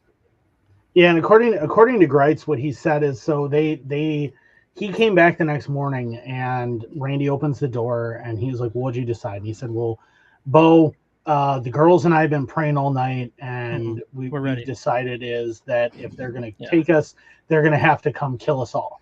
And he looks at him and goes, because Bo Greitz carried Vicky's body himself away from the cabin. And he said he looked at Randy and went, "Randy, I did not just carry your beloved's body and spend all this time with you for it to end like that. I need you to give up. And I need you to take your day in court." And he said he didn't even look away from him, and he went, "Girls, get your things. We're going to go." Yeah. So, again, quoted from the book, The Federal Siege at Ruby Ridge, that Sarah and Randy wrote. Sarah says, quote, "They took us to an army camp that had been set up in the area. The first question she was asked was, quote, 'Where are the booby traps?' She said, 'There are no booby traps,' and pointed out that the dogs have been running around freely the whole time." Jesus Christ. Yeah. So, la-di-da-di-da. Randy gets charged with 10 counts, including the original charges of illegal firearm sales. His attorney, Gary Spence, successfully defended Randy against the host of charges, including murder, by using his self-defense argument. Randy is eventually only convicted of the charge of the failure to appear, which they gave him the wrong court date on and all that other stuff. He's sentenced to 18 months and a $10,000 fine. He did like 16 months with what he had already done. Kevin Harris is acquitted of all charges. They were the longest deliberations in Idaho criminal history. The federal government tried in 1997 to charge Kevin Harris with Deegan's death again, but it was thrown out on double jeopardy. Yep. All right. So in 1995, a civil suit is brought by the Weavers against the United States. The government immediately settles for the sum of $3.1 million. Each of the girls getting $1 million, and then Randy's getting $100,000. Randy's lawyer, Gary Spence, said that if it had gone to jury, the government would have been ordered to pay at least $200 million. Yeah, and it should be noted too that the lawyers took, according to Randy, the lawyers took 20% of everything. Yeah. So each of the girls only got $800,000, and he got $80,000. Yeah, and then 5 years later, so let's just 3 years after the charges against Kevin Harris are finally dropped, the federal government pays Kevin Harris $380,000. Should also be noted that during Randy's trial is when Waco happens. Yes. During the trial. You guys want to come back for the 30th anniversary of Waco? Yeah, we're down. Yeah, that's a year from now, you know. Not even quite. It's like it'd be next spring, like 9 months. 8 months. 8 months. 8 months. Yeah. So in Washington, investigations into what happened in 1992 continued on several fronts. An FBI investigation of the incident led to minor punishment for 14 agency employees. The Department of Justice prepared a 542-page report on the case, concluding the shot that killed Vicky Weaver violated the department's deadly force policy and, quote, contrived the Constitution. A subcommittee on the Senate Jury Committee held hearings on Ruby Ridge in the fall of 1995. Weaver told senators that if he had to do it all over again, quote, I would have come down that mountain for the court appearance. In his testimony, FBI Director Louis Freeh blamed the tragedy on, quote, one misstatement of fact exaggerated to another one, into a huge pile of information that was just dead wrong. You know what's interesting is that during the Senate hearings, both Kevin Harris and Randy Weaver were not only able to testify, but gathered around a table with a topographical map of the area to show senators where everything happened and what direction things came from.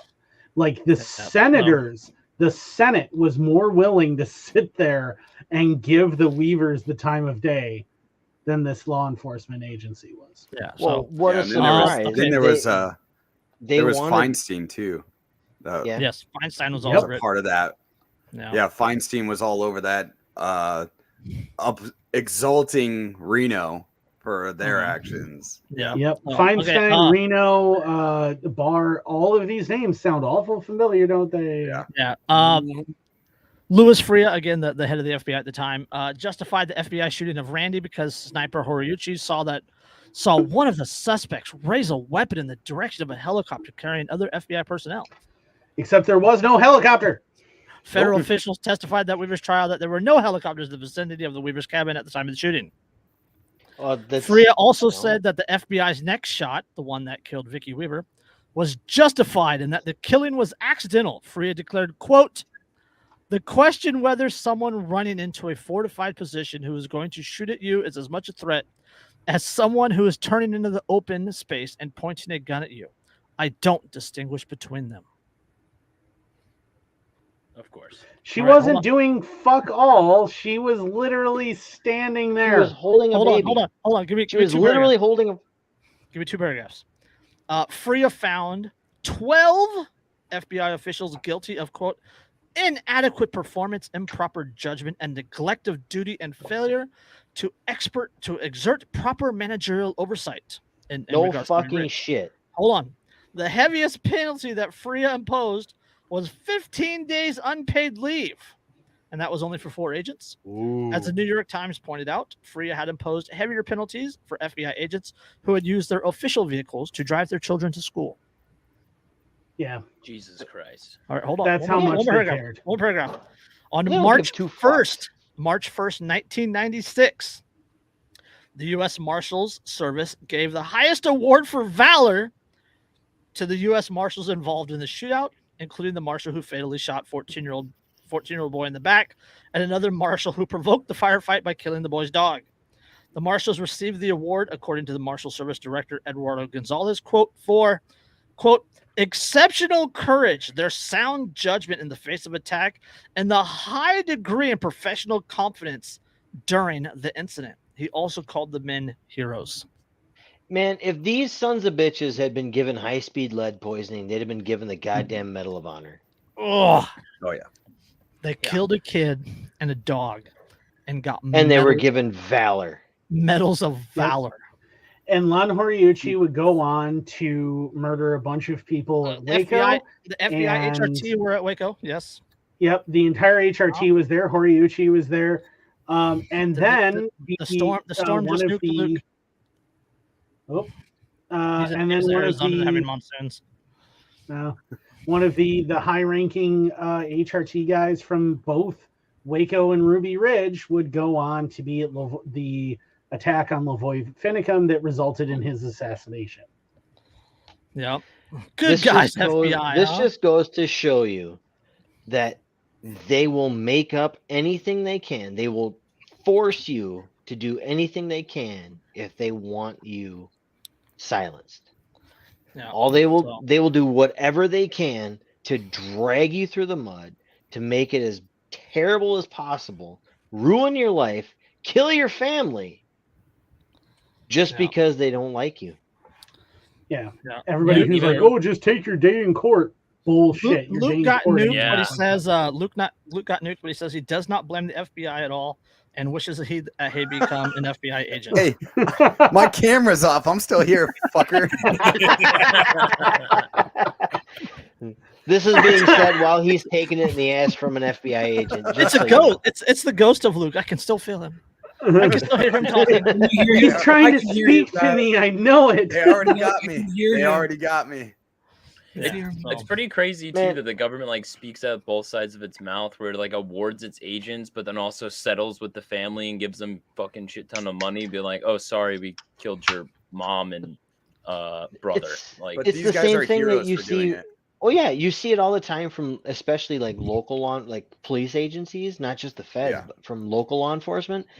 You know, when you have places like New York City and LA, which have billion-dollar budgets specifically tied to their litigation arm yeah, to yeah. settle cases. I mean, not only that, but police insurance right now is a multi-billion-dollar industry. Oh yeah. oh Right? yeah, You sign up, right, and you get settlement insurance or whatever it is, and you pay $17 a month, and you're covered for like $1 million in insurance if you get caught beating some black kid. Yeah. Right. So Yeah. and then the departments carry insurance, and so it's it's a multi-billion-dollar a year industry to insure the police. police department against Yeah, negligence. racket. It's just another It racket. absolutely is a It's racket. like with all insurance. Like for the most part, like I understand why insurance kind of became a thing, and how it maybe started with an idea that might have been beneficial to society, but at this point, like every single insurance, whatever type it is, it's almost all fucking garbage and has been just a money making racket for people in Insurance charge. used to be a protection against an Mhm. unexpected expense. Yes. That was the Now point. everybody uses insurance for menial things. So It used to be your health insurance was for, oh shit, I had a heart attack or I broke a leg or something like that. I need help covering these bills. yeah. Now it's, oh, I need to go for my annual checkup. That's free, right? Yeah. So, but to go back to it, we lost Randy.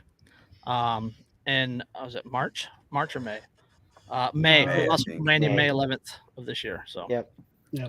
Rest in peace, Randy. Enjoy your time with Vicky. There are some fabulous interviews with him that he did right near the end of his life with Redoubt News that are just absolutely awesome to hear him say things in his own words and talk about it years and years and years later. Boy, can you tell he's an old man in those interviews, though. I think he was But, what 74, something like that. Yeah, he was old, man. He was pretty old. He was up there. He was advanced but age. he talks about it, though. He talks about some of the stuff, and it's interesting to hear him talk about things. There's one interview that he does where there's somebody who does a song about him. It's kind of an old school gospel song that they do, and like he starts crying at the very beginning of the interview and stuff, and about it. Yeah, there's It's very moving. I think that there's 4 different Ruby Ridge songs. The Old Crow Medicine Show, they do a really, really good one, and then there's like a couple of folk songs, and then there's another country singer that does a really good acoustic one. There's Yeah. a few more too for all the Yeah. for the like You just- Waco and Yeah, look them up. But Yeah, and there was a time before Randy died, you could write him and get a book signed you from can him. still I think it's pathtofreedom.com, I think is Sarah's website, and you can still order a signed book, a signed copy of their book. of their book. Yeah, he wrote another one that you used to be able to get from him directly that he would sign. But those are he laughed in an interview once. He said, "Oh, if you want a book that's worth like maybe $50 in 10 years, you can write me and I'll send you a signed copy." So. Yeah. So thoughts on it from our guest on this whole situation? It's like the whole the government lied from the beginning. They went after him for bullshit reasons. The entire thing was like almost like a sting. Like I don't see how it's not. Like if the FBI or the agent, they're like all informants in these groups. They're trying to bait him into selling them. 5 of the 6. Yes. 5 of the Yeah. 6 in the Aryan Nation. It's like there might not even be this big Aryan Nation if the feds weren't infiltrating it and like probably keeping it going so they can find more reasons, fund these bad guys, get these bad guys. Yeah, I mean, you can point to Michigan for the same shit. I mean, Michigan. The Whitmer kidnapping that's happening right now was like what? It was like they're retrying 2 of those people right now because they got a hung jury. 9 of the 14 that were arrested and like 11 of the 25 overall were FBI or federal informants. Yeah, and it's not even you can look at this problem as like Randy's the problem or like what the white or even the white. No, Randy never harmed anybody. Like there's no victim to anything Randy did in regards to what we talked about. Randy never even actually pointed a gun at anybody and fired. Yeah, it's like they applied the pressure and caused the situation to happen. That if they never applied that pressure at all, this whole situation could have been avoided. It didn't happen way at all. It never could have. Like they never had to go after him. They could have took the most peaceful. And even if they wanted to get him for not showing up in court or whatever, or trying to get him to show up to court, like they could have took the most reasonable, peaceful solution to it, and like just like in that. Like you were saying, the federal marshal went around asking people like, oh, he's peaceful, but if you go there guns blazing, it's going to end bad. And that's exactly what happened. And it's the MO though of the state in general, whether you talk about feds or you talk about state, whether you're talking about local law enforcement, they come in guns ablazing simply because they can. And they have to justify every escalation of force. Well, their justification is, well, it might have gotten more violent if we hadn't gone in guns ablaze. And I think it's like one of those things too where I don't know what the news coverage was in the moment when this was all happening, but I'm sure it was very favorable to the police. Well, I'm sure it even demonized the Weavers in a lot of ways. Oh, very much so.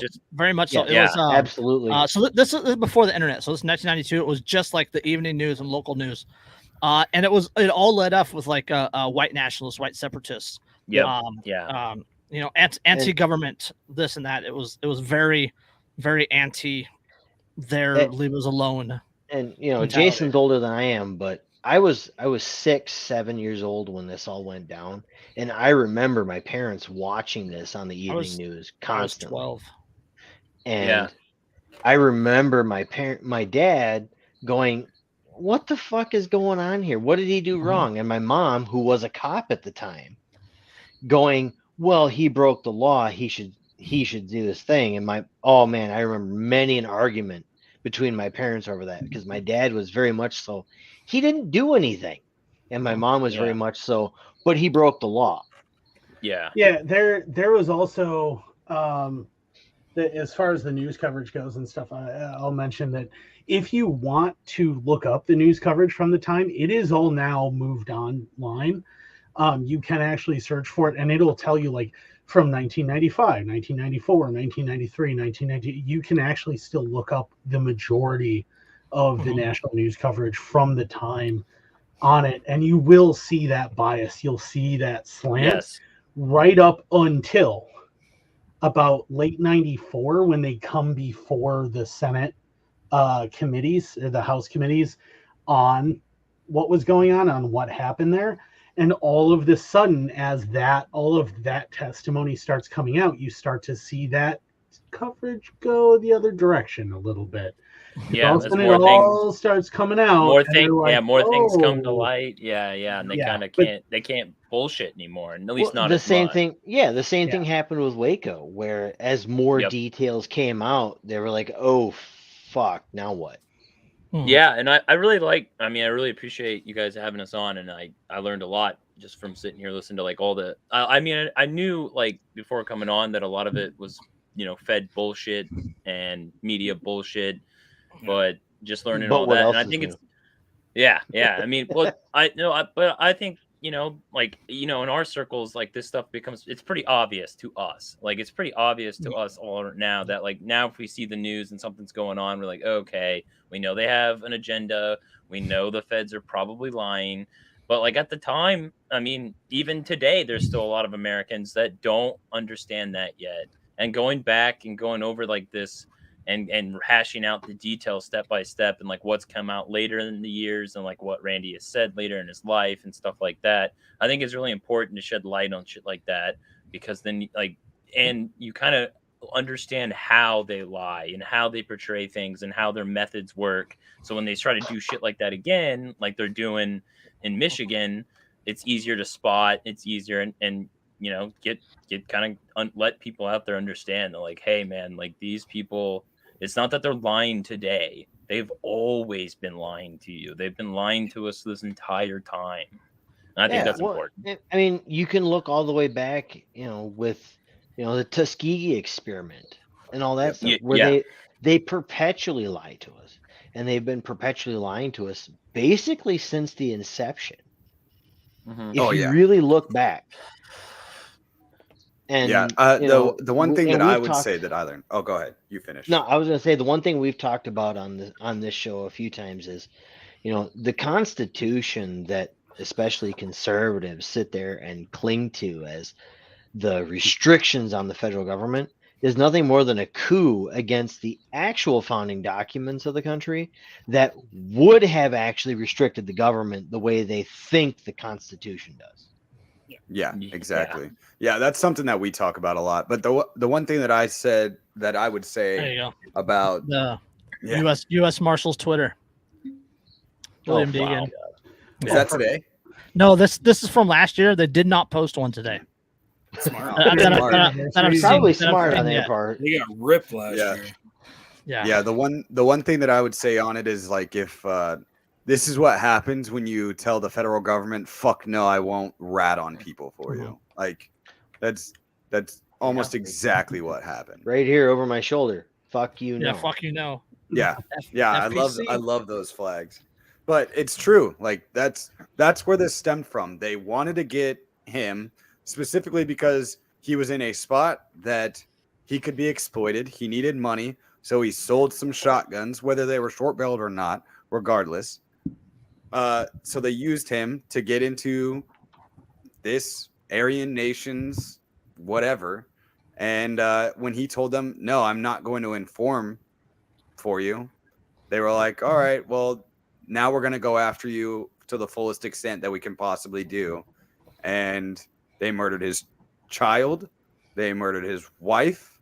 And they destroyed his entire life just because he said, "No, I will not be a rat for the U.S. federal government." And that's what they'll do. Yeah, that's how they treat anybody who happens to step out of line. If you don't bow down and lick the boot, they will wreck your life. They will ruin everything that you hold dear. Yep. Yeah. You know, Find me the man. 87. And you know, they got the 87 give themselves awards for doing so. No. Yeah. You know, you have 87 medals. Yes, you look at the 87,000 new IRS agents that they're bringing in. Like we talked about earlier, that makes the IRS larger than the Marine Corps. Fucking Marine Corps. And Jesus. And all that is it. And they say, "Oh, these people will just be going after the very rich." No, you don't need 87,000 people to go after a couple hundred extremely rich people. The problem is they can afford lawyers. We can't. And don't forget, like after today, like 80% lowers are felonies. Yeah. 80% lower kits. 80% lower kits. That is one thing that lowers are considered firearms now. No, actually, if you actually read the ruling. Oh, they're not going to follow the rules. Come on. They're not going to follow the ruling. But according to the actual document that the ATF put out about it, the kits where it comes with the jig and the bits and everything, those are what are considered firearms. If you buy a lower, that is just a chunk of aluminum. That could lead you to be the next Ruby Ridged. Don't threaten me with a good time. which is why this should have 3 holes in it. No, I Exactly. You might as well. in Minecraft.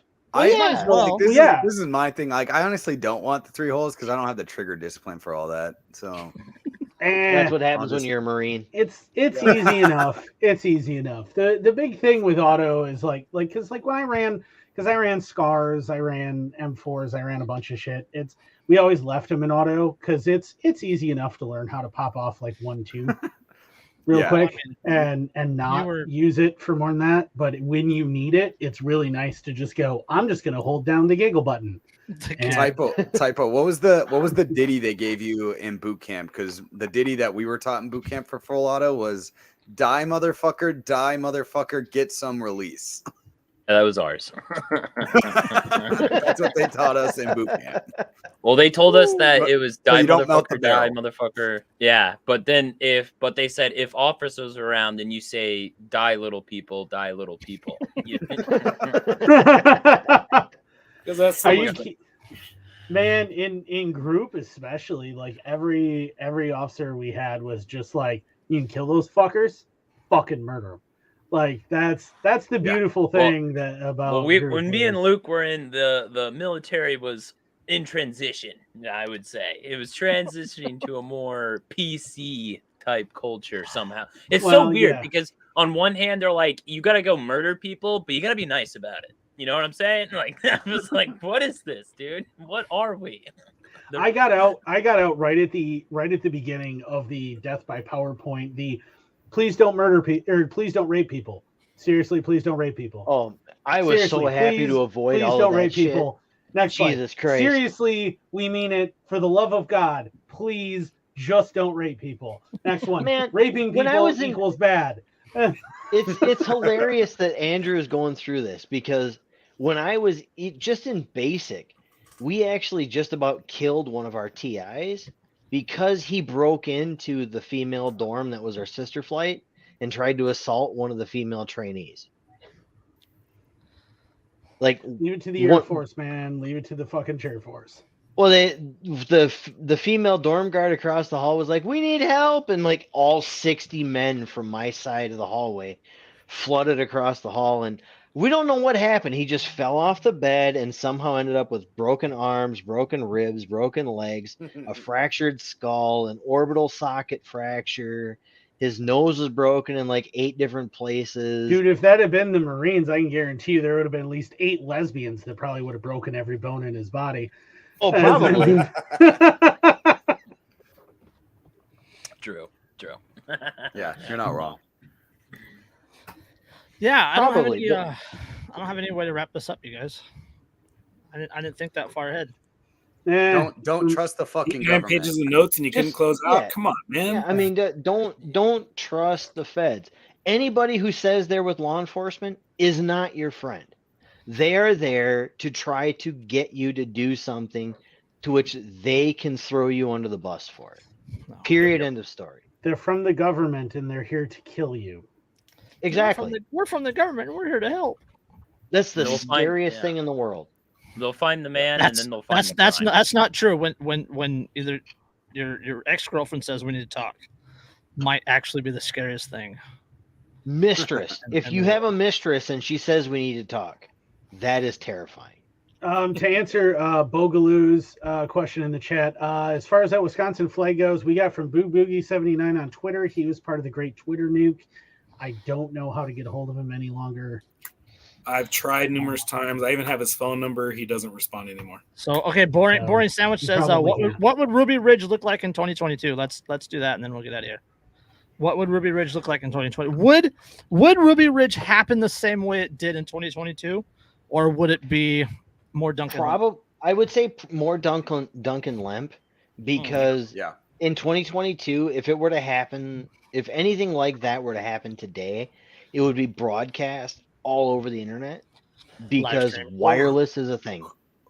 Who was that? Yeah. Who was that guy that he was a military vet? It was on the East Coast somewhere, and he was holed up in his house, and then the Boogaloo train that everybody was jumping on, like the S2 Underground folks and all that. They were like, "Oh, this guy needs help," and everybody started showing up, and the cops started getting real fucking Oh, that was what was his name? That was Whiskey remember Rebellion. that. Whiskey and Rebellion's Whiskey buddy, right? Rebellion. Whiskey Yep. and Rebellion. Yeah. Yep. Yeah, that was his buddy. So like and like they had a full ass APC out there in front of his house and shit like that, and then just good old boys from around the neighborhood started showing up, and then they got real de-escalated. Will travel quick. Yeah. Oh yeah. Well, yeah, Got real de-escalated pretty quickly. Yeah, Well, the that's thing the to thing. remember, The thing the government hates is when the people realize the amount of power that they actually hold when they show up with weapons. Yeah, you see that with the Bundy Ranch in particular. Yep. It's really Same clearly thing. demonstrated where the moment that the government shows up, and remember that famous shot of them coming down that wash the wash in force, and then realizing that there are at least 300 weapons aimed at them, and the people aiming those rifles are not kidding. EJ Parker laying on the cement, aiming between the Jersey barriers with the AK, and then the government decides to back down and they immediately retreat. back down and go, you know what, we can maybe negotiate this. Yep. That went to trial, and it was reported Doggo! that the government was so unconstitutional in their actions that the charges were thrown out with prejudice. Right, and that's the thing is. The issue, though, is that what you see is a contrast between the Bundy Ranch and Ruby Ridge. So Ruby Ridge, two groups of men tried to help them, right? Showed up and tried to help them. Both of them got stopped. But it was only two. One that gets reported, another one that also tried to help. You'll hear about it if you listen to the Randy Weaver interviews. Anyway, that happened twice, and that was it. It was just two groups of guys. What you see at the Bundy Ranch is you see a huge mobilization of armed citizens responding, and you see the government immediately back down, and that's the contrast between you see that too, like with the Whiskey Rebellion guy too.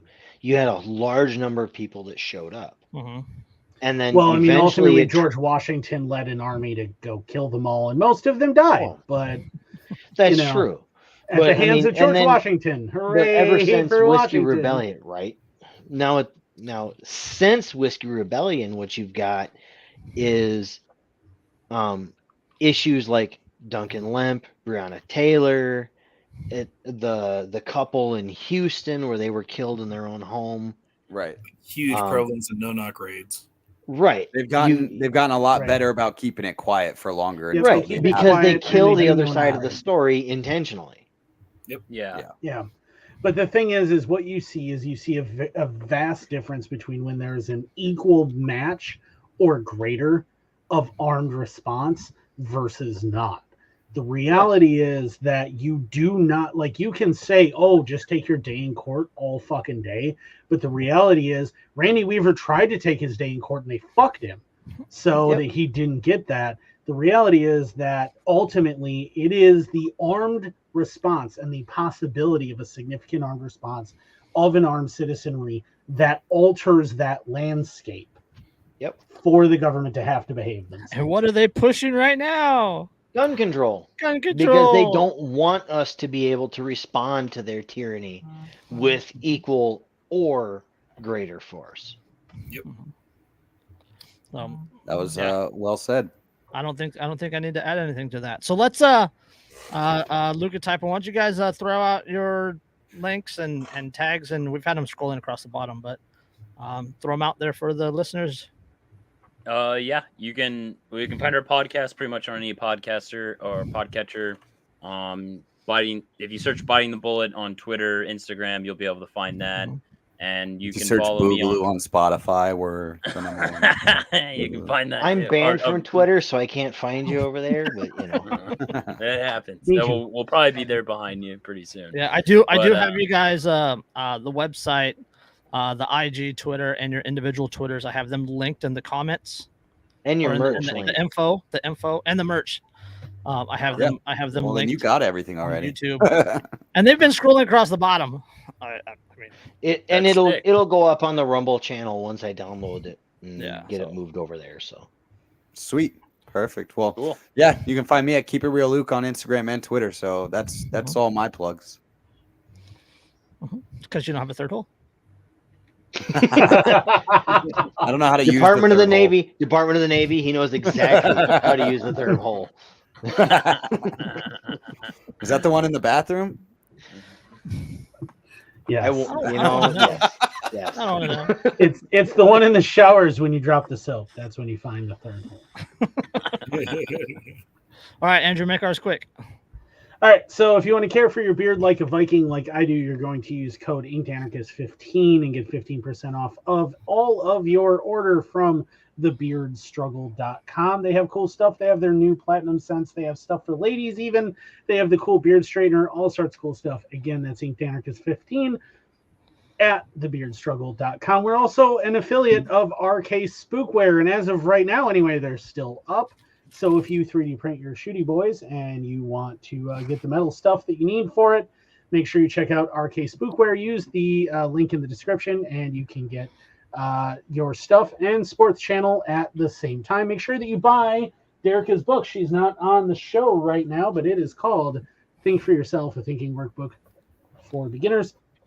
It's super cool, and it is a workbook, and it is for beginners. Please remember that when you go to order it. And you know, it works really, really well for your teenage children who are, you know, It did not work for the FBI at Ruby Ridge, though. It did not work for them. It didn't exist for the FBI. Well, it's too bad. Also, make sure that you check out our boy Dave at Poppins Patches. He makes this fabulous NPC Redcoat ATF patch that I am wearing.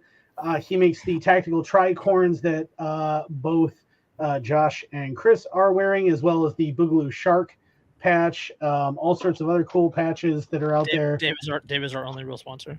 This is one of my favorite patches that Dave makes. All sorts of cool stuff. He sends us all sorts of cool stuff. It's super awesome. Abolish ATF at checkout for 15% off. Yes, use Abolish ATF at checkout. This one's good too. Yeah. So on that note, Typo, give us a piece of life advice. Piece of life advice? Yes. Do not join the military. I don't know, dude. That is great advice. That is perfect. Don't enjoy the white crayons. I'm still figuring out life, dude. So don't put that on me. They're young pups yet. They haven't figured shit out yet. Don't snort crayons and don't join the military. We'll catch you on the next one. Yes.